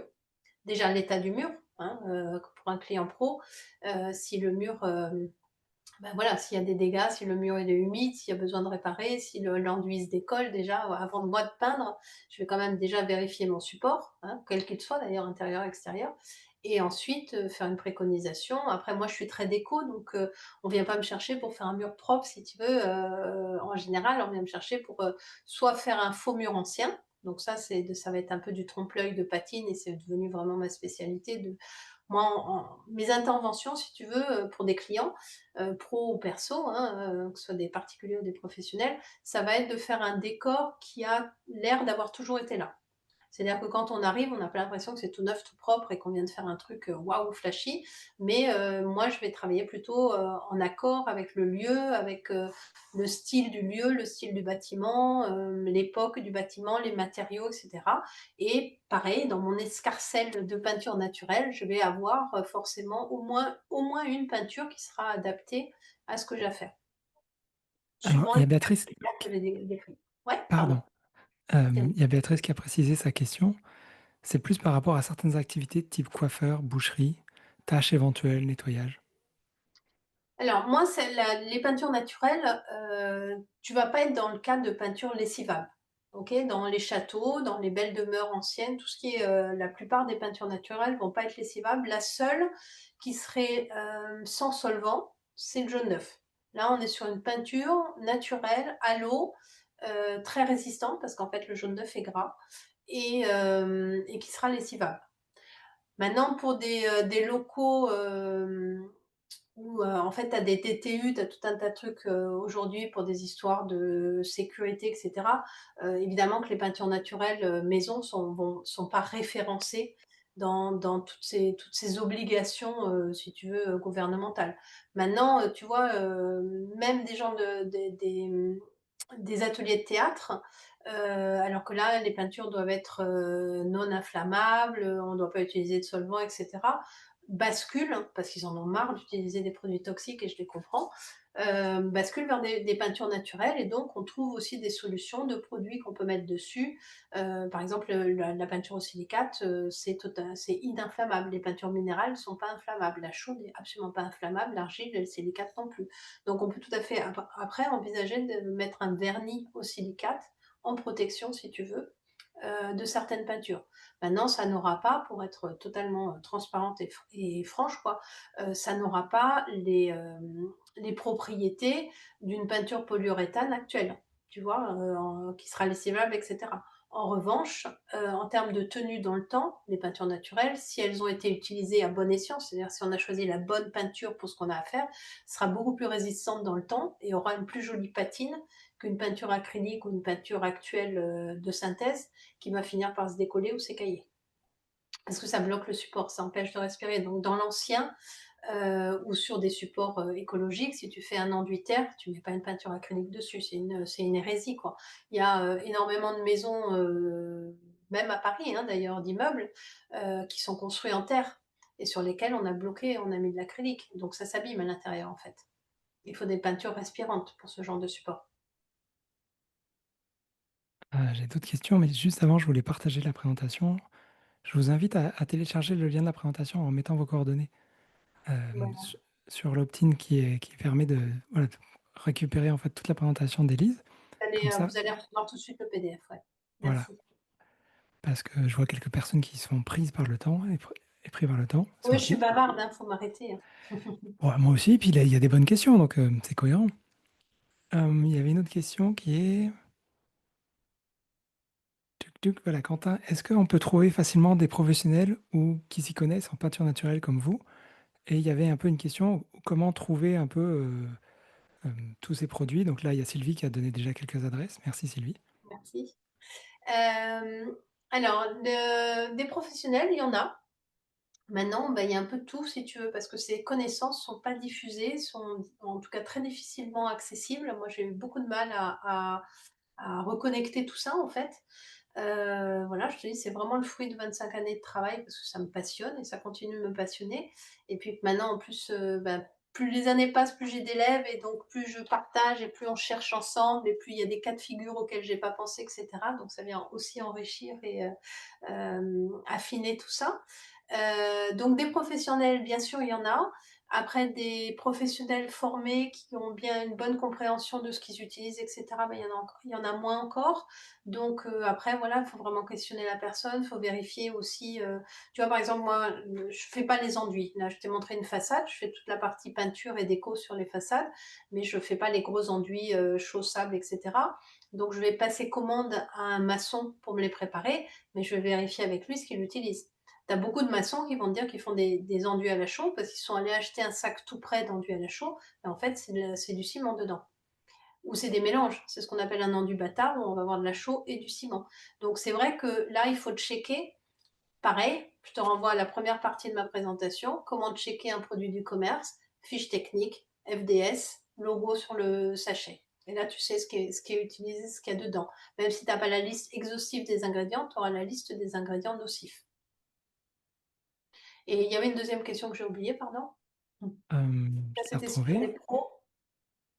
Bah, c'était comment trouver les matières premières, les Alors quand les je dis matières premières, avant tu avais, le droguiste du coin qui avait tout ça, puisque c'était, des produits courants et que tout le monde utilisait. La colle de peau de lapin, c'était, donc c'est du collagène qu'on trouve sous le lapin, sous la peau du lapin. C'est un produit, si tu veux, dérivé, qu'on récupère, puisque, voilà, il y a des personnes, moi non, mais il y a des personnes qui mangent, du lapin et donc bah, c'était un déchet, si tu veux, qu'on récupérait et qui était très utile et qui faisait une super colle. Et avant, on tu avais des gens qui te proposaient ça à la criée, dans les villages, tu vois? Donc jusqu'aux années 60, hein. Moi, je te parle d'il y a 2 générations de peintres, hein. C'est rien du tout, en fait. Ça a été, complètement éradiqué en 50-60 ans. Donc avant, tu avais des bonnes drogueries. Moi, j'ai connu au début. Maintenant, vraiment, il y a plus trop. Tu as encore des fournisseurs de matériel pour, les artisans d'art. Par exemple, moi je travaille avec mes 2 principaux fournisseurs. C'est La Verdure à Paris, que tu vas trouver dans le 12e, rue Traversière, qui est une vieille échoppe, qui est, qui appartient à la même famille depuis 4 générations et eux, ils vendent toutes les matières premières pour les ébénistes et les gens comme moi. Donc ils ont, de la craie, ils ont du blanc de la colle de peau de lapin, ils ont de la caséine, ils ont de la gomme laque, ils ont tous les produits quasiment que je t'ai cités, ils les ont. Ils ont les pigments bien sûr et ils ont les outils. Tu as un autre fournisseur, avec qui je travaille moi, qui est pas loin d'Avignon, qui est à Apt, hein, donc dans le Vaucluse, qui lui s'appelle les Ocres Chauvin. D'ailleurs, les deux, tu peux les contacter de ma part. Normalement, ils vous font 10%. En plus, si vous venez de la part d'Élise, je suis connue comme le loup blanc. Euh, et, et en plus, voilà, tous les deux, ils ont aussi une très belle gamme de pigments italiens qui vient de chez Dolci, et ça qu'on ne trouve pas partout. Donc, il y a de très beaux ocres et de très belles terres aussi. Et là, voilà, tu trouveras déjà toutes les matières premières que je t'ai indiquées. Il y a un autre fournisseur qui est du côté, alors ils ont, je crois, un magasin à Bordeaux et à Nantes qui s'appelle Color Rare, COLOR-RARE. Voilà en gros, si tu veux, les trois endroits où moi je me fournis. Maintenant, il y en a d'autres, hein. Il y a la marchande de couleurs aussi qui est super. Il y a, voilà, je ne veux pas me blesser certains fournisseurs qui sont super. Je te cite voilà, les principaux avec qui moi je travaille depuis beaucoup d'années maintenant. Mais il y en a sur Internet maintenant. Moi, quand j'ai commencé, c'était pas autant développé, hein, le commerce en ligne, tout ça. Maintenant, tu trouves bien sûr très facilement tout ça. merci.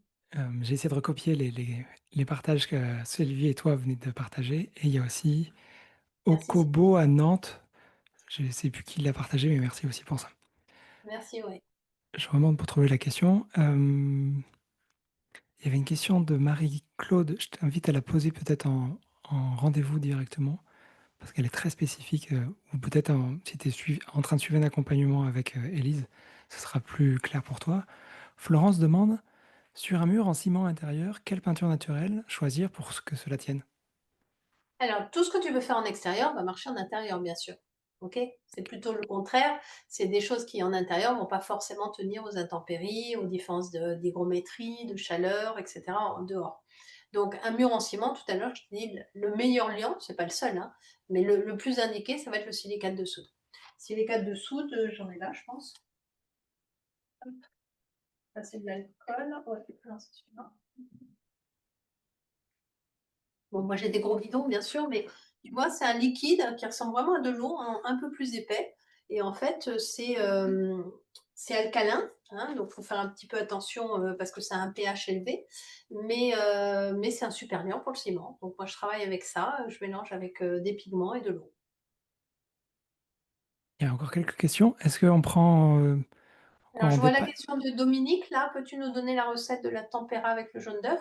Alors, c'est très facile, Dominique, je vais te la donner et en plus, j'ai fait une petite vidéo parce que moi aussi j'ai une chaîne YouTube. Tu tapes atelier de peinture naturelle, tu vas me trouver sur YouTube et tu as carrément la vidéo de la peinture au jaune d'œuf. Mais si tu as de quoi noter, je te le donne tout de suite. C'est 1 volume de jaune d'œuf, 1 volume d'eau. Donc là, on pèse pas, hein. Moi, j'ai des cuillères d'eau, si tu vois, j'en ai plein là. Du coup, bah, je vous ai pas fait de démo, mais ce sera pour une prochaine fois, on s'en garde pour la prochaine fois.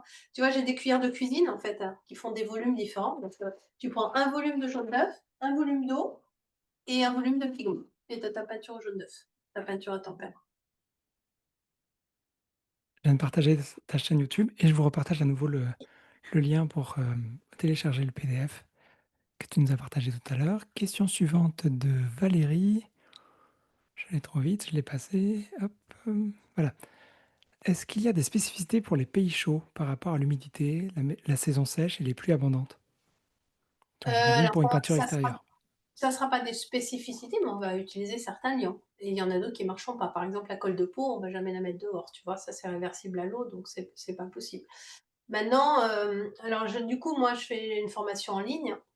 Et moi, j'ai 2 formations en ligne et j'ai des élèves un petit peu partout. J'en ai notamment une, en Thaïlande, qui donc a fait de la peinture à la caséine. C'est très humide là-bas. Je sais plus avec quoi d'autre elle travaille, mais en tout cas ça fonctionne. Ce qui est plus compliqué, c'est de trouver de la caséine en Thaïlande. Après, faudrait se renseigner sur les traditions locales en fait, tu vois? C'est pas compliqué. En Asie, on utilise beaucoup la terre, hein, les peintures traditionnelles les plus anciennes en fait, que tu vas trouver quasiment partout dans le monde, c'est le jaune d'œuf et la cire. La cire, c'est une peinture, juste dingue. On a retrouvé, pour te donner une idée, sur le Parthénon, des restes de peinture 2000 ans après. Donc là, on est en extérieur. Il fait très très chaud à Athènes. On est sur du marbre, c'est-à-dire un support qui n'est absolument pas poreux. Et on a retrouvé des peintures à la cire, hein, des peintures à l'encaustique sur la façade, 2000 ans après. Euh, donc voilà, c'est des choses très simples en fait, hein, mais on a perdu ses connaissances, on a perdu l'utilisation de ça. C'est un peu comme la cuisine, hein. On va chez Findus acheter des trucs tout prêts, alors que voilà, c'est pas compliqué avec des bons produits locaux de faire des choses quoi. Et ben, en peinture, c'est exactement la même chose. Vous voyez le matériel que j'ai, c'est du matériel de cuisine, des verres mesureurs, des balances, des saladiers, des fouets. J'ai juste les pinceaux en plus et puis voilà, je vais mélanger en fait des produits. Je vous ai expliqué les différents ingrédients, les, comment dire? Les concentrations, hein, les rapports entre les uns et les autres, hein, la différence que je vais avoir en termes de fabrication entre un vernis, une peinture, un enduit, une colle. Bah, c'est un peu comme une table de mixage, j'ai envie de dire. J'ai 4 ingrédients et puis je vais mettre un peu plus de celui-là, un peu moins de celui-là, et cetera, en fonction du produit, dont j'ai besoin, du produit de peinture, de façon générique, hein, donc à la fois enduit, peinture, vernis, colle, glacis, et cetera. La question suivante, on dirait qu'il a répondu. C'est Agnès qui demande est-ce que ça la marcherait sur support carrelage, métal, par exemple un portail? Voilà. Alors, sur du carrelage, tu as le silicate qui va marcher.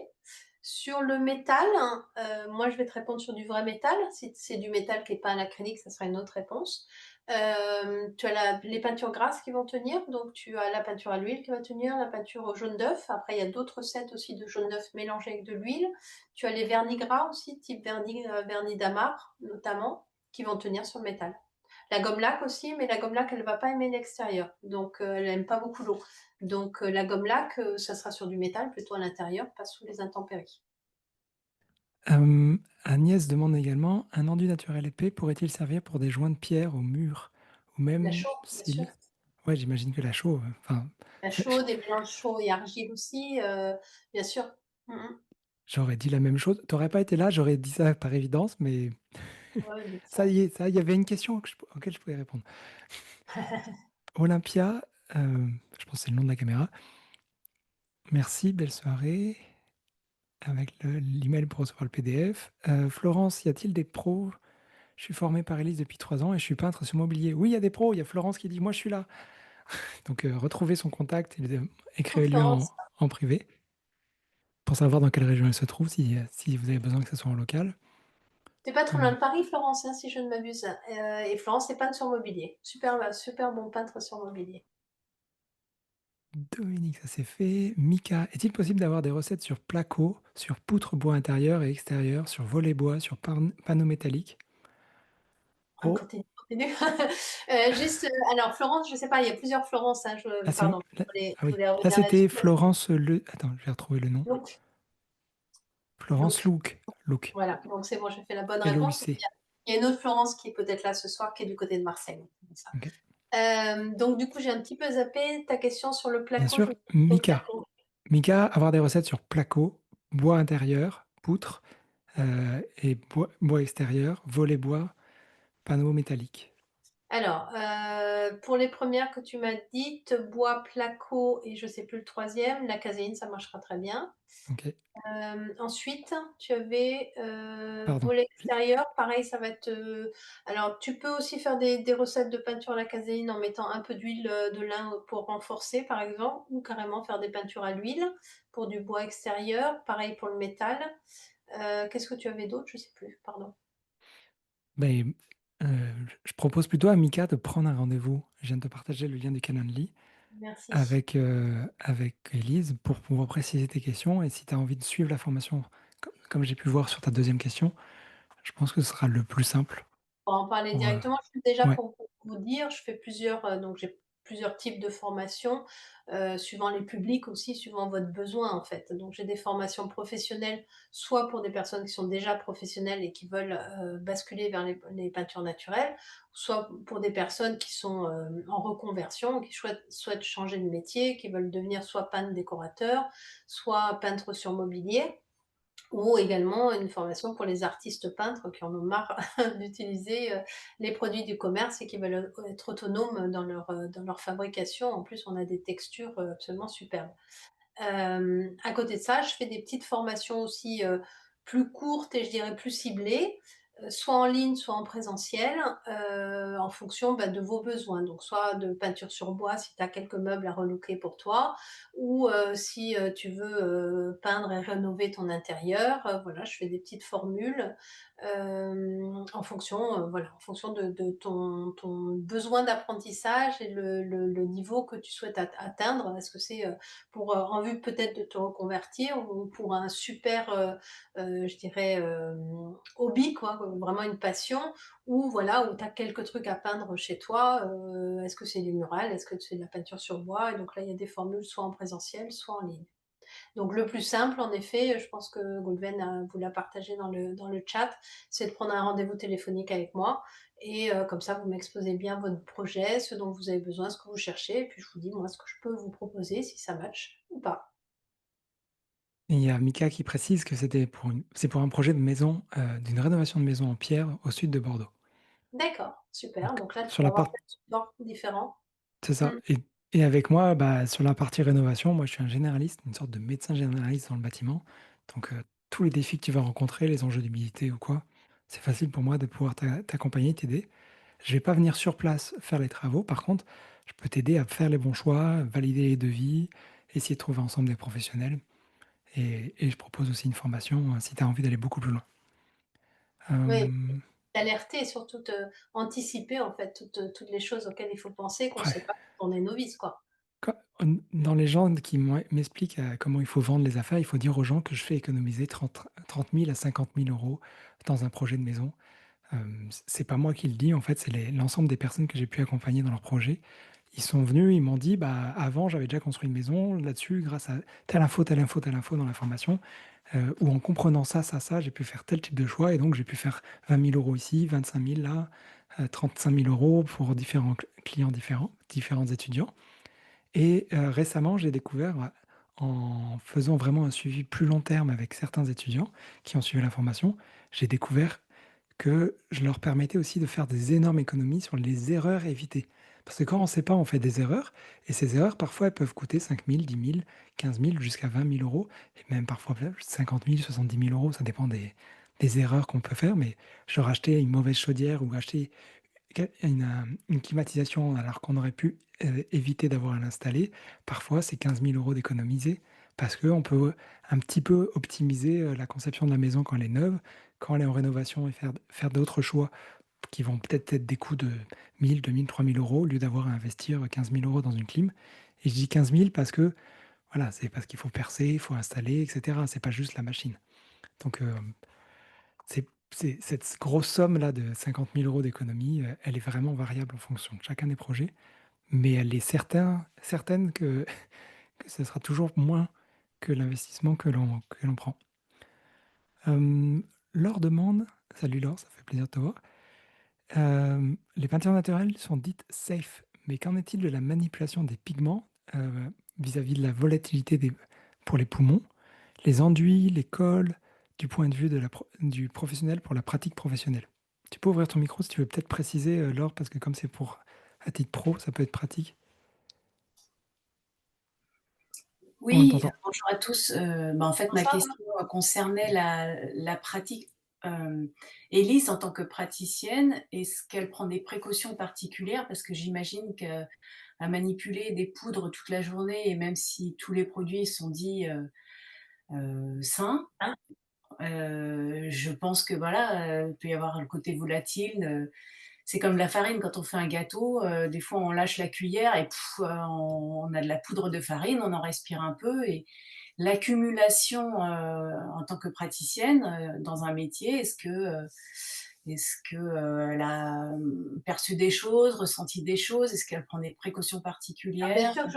bien sûr, non seulement je prends des précautions et en plus en tant que formatrice, si tu veux, je préconise aussi, à mes élèves, quand il y a besoin de prendre des précautions.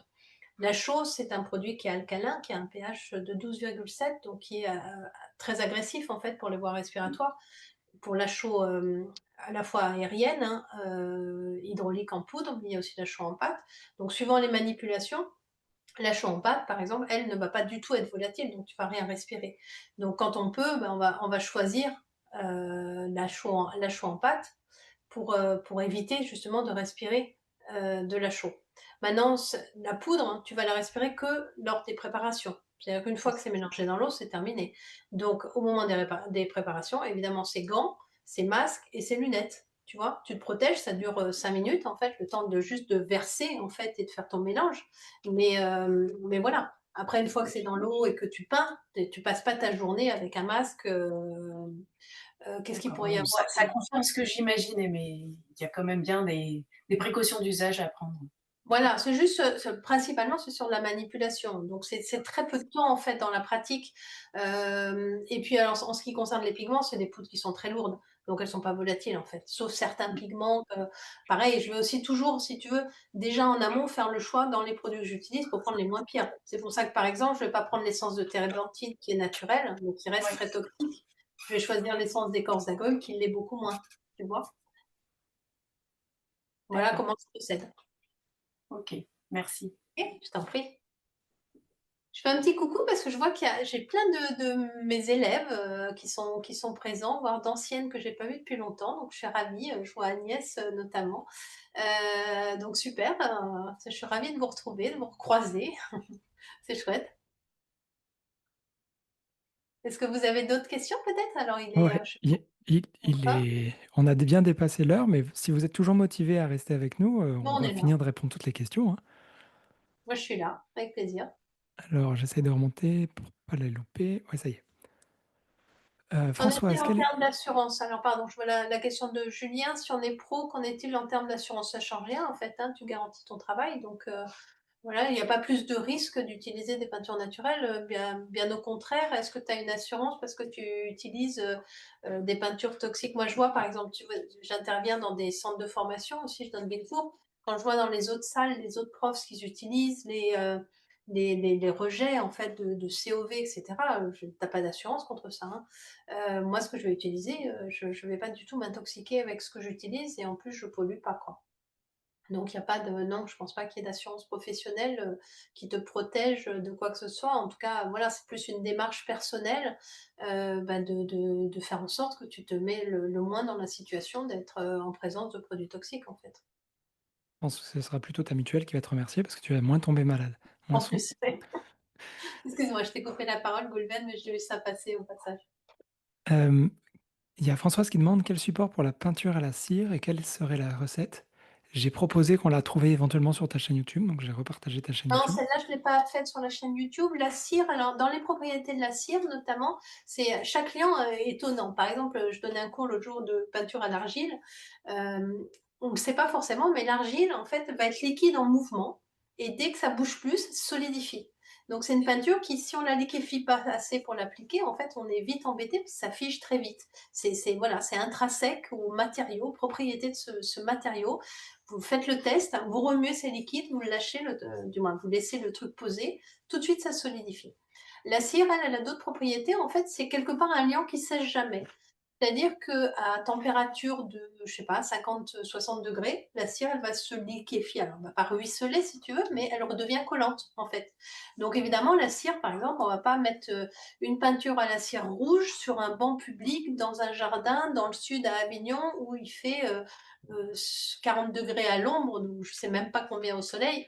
Tu vois, je te donne un cas extrême, bien sûr, quand, dans l'exposition, tu vois, je te disais, on va choisir par rapport au support mais aussi par rapport à l'exposition, c'est-à-dire qu'est-ce que ça risque, qu'est-ce qu'on peut craindre. On va évidemment faire des choix en fonction de ça.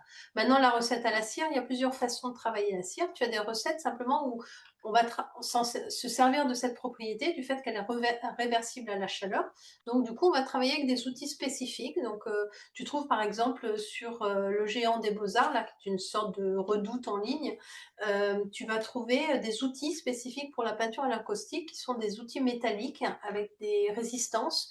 Donc tu as comme des petits tubes, comme des petits pinceaux métalliques avec différents embouts que tu vas pouvoir mettre, soit des poils métalliques, soit des petites spatules pour travailler justement la cire qui du coup dès qu'elle va être chauffée, elle va se liquéfier, tu vas pouvoir la mélanger, la travailler et dès que tu lâches, que tu la chauffes plus, et ben elle va figer et se refroidir. Maintenant, ça, c'est une solution, et ça, c'est la solution saine. Sinon, bah, forcément, la cire, tu as deux autres solutions encore d'ailleurs. La cire, son solvant, c'est en général l'essence de térébenthine. Donc, moi, je remplace par l'essence d'écorce d'agrumes. Donc là, forcément, tu vas travailler avec un solvant qui est le moins pire, mais ça reste un solvant. Donc là, tu vas les liquéfier et donc tu vas avoir des émanations. Donc évidemment que je ne vais pas recommander ça à quelqu'un qui a des problèmes respiratoires ou à une femme enceinte. Donc, il faut bien ventiler, et cetera. Si tu fais ça toute la journée, il faut travailler avec un masque spécifique à cartouche. Sinon, il y a encore une autre solution. La cire, tu peux la saponifier, c'est-à-dire que tu la fais réagir avec une base et du coup, tu vas avoir une cire soluble à l'eau. Donc là, du coup, tu n'as plus de solvant.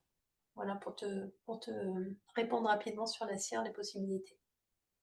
Merci. Hem, attends, c'est quoi? Oups, je me suis loupé dans les différentes questions. Il y avait une question, est-ce que si on fait une formation présentielle chez toi, est-ce que tu proposes l'hébergement? Non, ça, je propose pas l'hébergement. Maintenant, je suis sur Avignon. Donc, Avignon, en juillet, on a un énorme festival où je ne sais plus combien la population est multipliée, genre par 10. Donc, il y a beaucoup, beaucoup d'hébergements sur Avignon et qui sont libres l'année, en fait. Donc, c'est très facile de se loger à Avignon. Moi, je suis sur une île, en fait. Je suis à 5 kilomètres du centre-ville du Palais des Papes. Je suis sur une île qui est sur le Rhône, qui s'appelle la Barthelasse, qui est un endroit, c'est des champs, des vergers, en fait. C'est un endroit agricole. Et il y a tout un tas d'hébergements et sur l'île et en centre-ville d'Avignon, en Airbnb, hôtel, chambre d'hôtes, et cetera. Tu trouveras, moi sur l'île, il y a 3 campings, je crois, donc il y a vraiment tout ce qu'il faut, quoi. Et puis moi, je suis allé, chez Elise, c'est Ah, tu vraiment très, venu me très voir? sympa. C'est très, très beau, juste de faire un coucou déjà et de voir l'atelier, c'est déjà très sympathique. Hem, il y a Magdalena. Je suis les séances de formation avec Elise, c'est un véritable plaisir d'apprendre avec elle. Les échanges sont très riches d'enseignements, pratiques et pas seulement. Sa grande expérience est aussi largement partagée lors de formations en présentiel chez Elise. Et il y a plein de remarques dans le même esprit. Vraiment, merci de votre Bah, support, merci. pour part C'est pour vous soutenir ce que tous. propose Elise. C'est top. Est-ce que il y a Quentin qui demande quelles sont les différentes formations que proposes-tu? En tout cas, pour quelle application? Est-ce que tu as un lien, est-ce que le lien, le fait de recevoir le PDF, comme tu partages, ton email pour recevoir le PDF, tu vas recevoir ensuite des emails avec les informations. Peut-être les Élise, tu qu'est-ce qu'ils vont Oui, recevoir alors par email? après là, je suis en train de réfléchir, suite aussi au questionnaire là, aux personnes qui m'ont répondu. Je vois qu'il y a des personnes que je pense qui viennent, de ton côté, Goulven, Oui, qui sont plus voilà, bâtiment, intérieur et cetera. Je me disais peut-être, du coup, ça m'a fait réfléchir cet après-midi à peut-être vous proposer une formule sur 2 week-ends en ligne, hein, faire ça en visio. Donc ça serait 4 jours, un samedi, 2 samedis, dimanches quoi.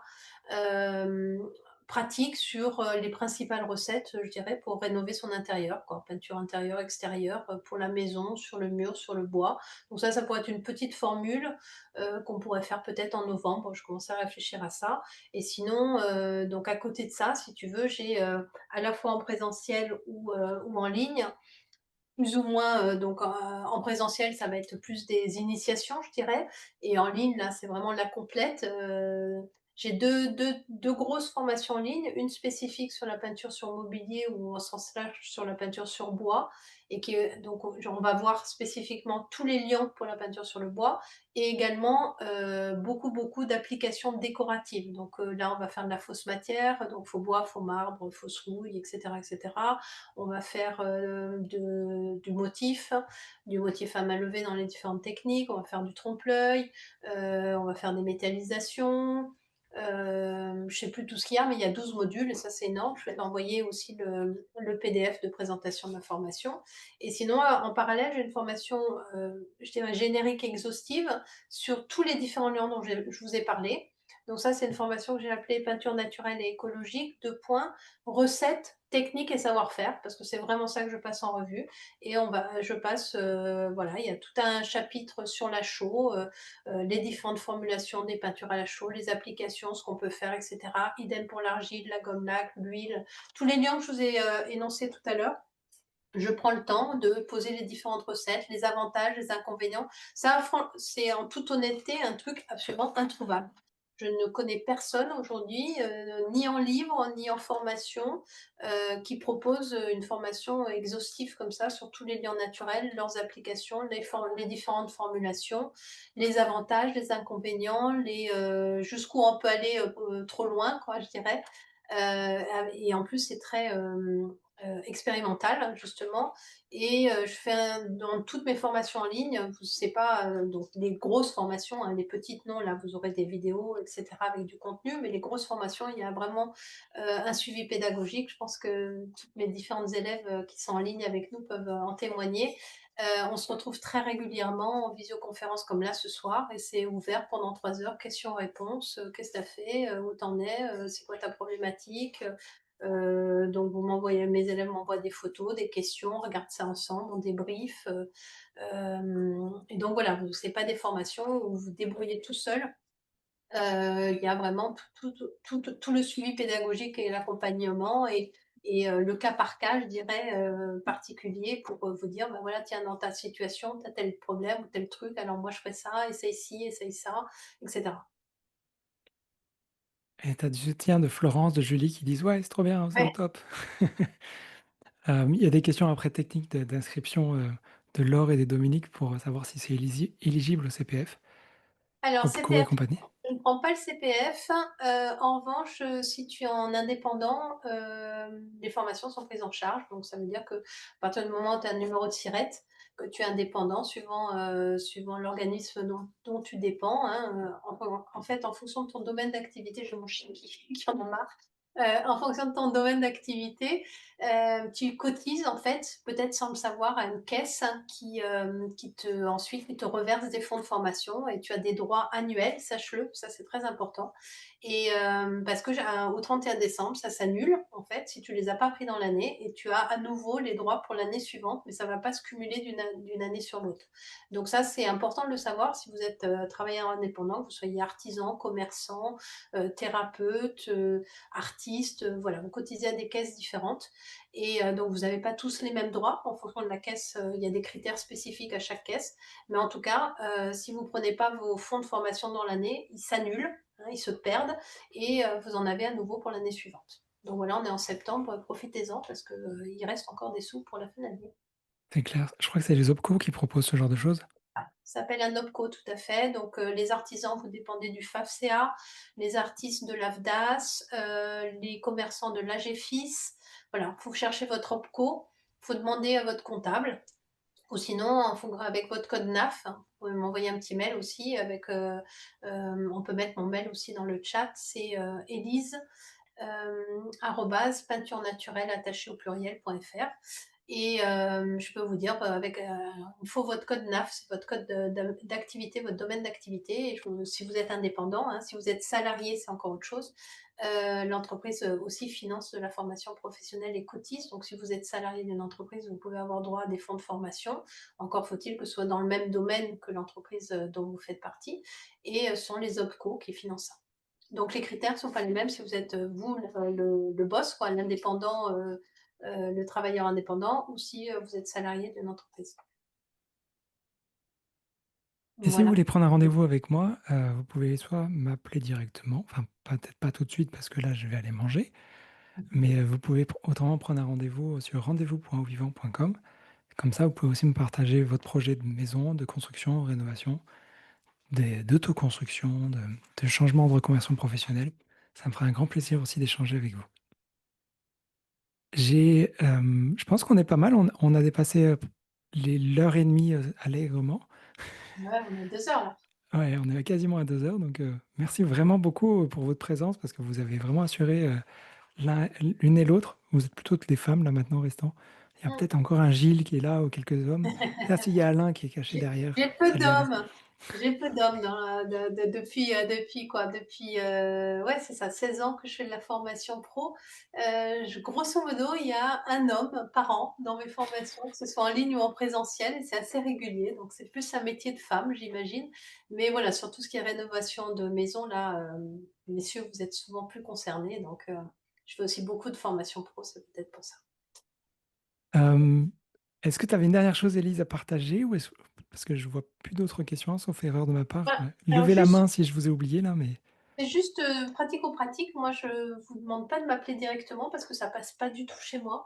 Donc il faut vraiment que je sois à un endroit spécifique pour avoir les appels, et c'est pour ça que je propose des rendez-vous téléphoniques. Comme ça, en plus, moi, je le sais, je me mets au bon endroit, je dégage du temps vraiment pour être disponible. Donc voilà, vous avez le lien, je sais pas si tu peux le remettre, Goulven, dans le chat, mais vous avez le lien pour prendre un petit, rendez-vous téléphonique. Donc voilà, ça sans engagement, bien sûr, et ça vous permet, que ce soit un bon moment pour vous et pour moi, et qu'on puisse, voilà, discuter un petit peu de notre projet. Je te remercie.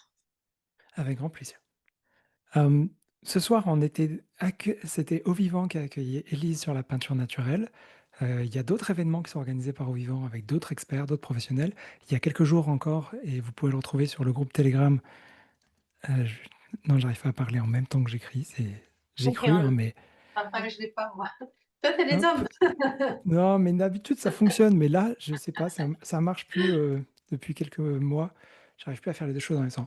Et donc sur le groupe Telegram, vous pouvez retrouver du coup le replay du dernier webinaire qui a été proposé sur comment gérer son budget, son argent pour pouvoir se lancer à soit demander un crédit, soit se lancer à vouloir construire une maison. Voilà, c'était complètement gratuit et j'essaie de faire de plus en plus de rencontres gratuites avec différents experts que je trouve vraiment passionnants et qui font ça avec beaucoup de cœur. Donc, si ça vous intéresse de poursuivre avec ça, n'hésitez pas à aller sur le groupe Telegram. Si vous n'avez pas Telegram, vous pouvez m'envoyer un email. Attends, il n'écrit pas non plus en même temps. Normalement, j'ai mon ordinateur qui me donne des raccourcis quand j'écris 3 lettres, mais là, ça ne marche pas.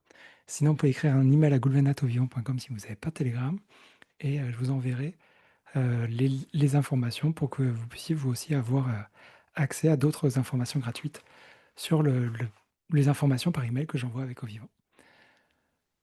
Ton mail, c'est goulven@auvivant.com, c'est bien ça? C'est bien ça, ouais. En tout cas, merci beaucoup, Élise. C'était un vrai plaisir de t'accueillir chez Au Vivant, de découvrir un peu cet Moi univers. aussi, avec grand J'ai appris plaisir. plein de choses. Je pense que ça serait vraiment intéressant. Et attention, je parle en direct, donc ce n'est pas encore officiel et elle n'est pas au courant, Élise. Mais j'aimerais bien qu'on arrive à construire un cours dédié que et uniquement justement sur la peinture intérieure, la peinture extérieure, sur les volets, sur les enduits, spécifiquement à l'intérieur de la formation. Donc peut-être qu'on va poursuivre nos échanges et un jour, dans la formation complète que je propose, eh ben, il va y avoir encore Eh bien, un nouveau cours qui ne s'arrête définition. jamais parce qu'il y a déjà une trentaine d'experts qui interviennent avec passion pour, vous permettre de faire des grandes économies. Donc, apprendre à faire soi-même sa peinture pour chez soi, quand on a fini tout son budget, quand on a tout construit, on a tout mis dans la grosse, climatisation parce qu'on a mal conçu sa maison, bah, derrière, si vous devez encore mettre de la peinture, vous pourrez la faire naturellement à des coûts de 3 centimes le mètre carré. Super, Bon, bah, merci à vous tous et merci à toi pour cette invitation. C'était très sympa de faire ça ce soir ensemble. c'est partagé. Merci beaucoup. Je vous souhaite une très belle soirée et puis à bientôt pour la suite si vous souhaitez rester en contact. Merci Élise, Ça merci à vous marche. Bonne toutes et vous soirée à tous. tous et merci Gouluen. Bonne Ciao. soirée.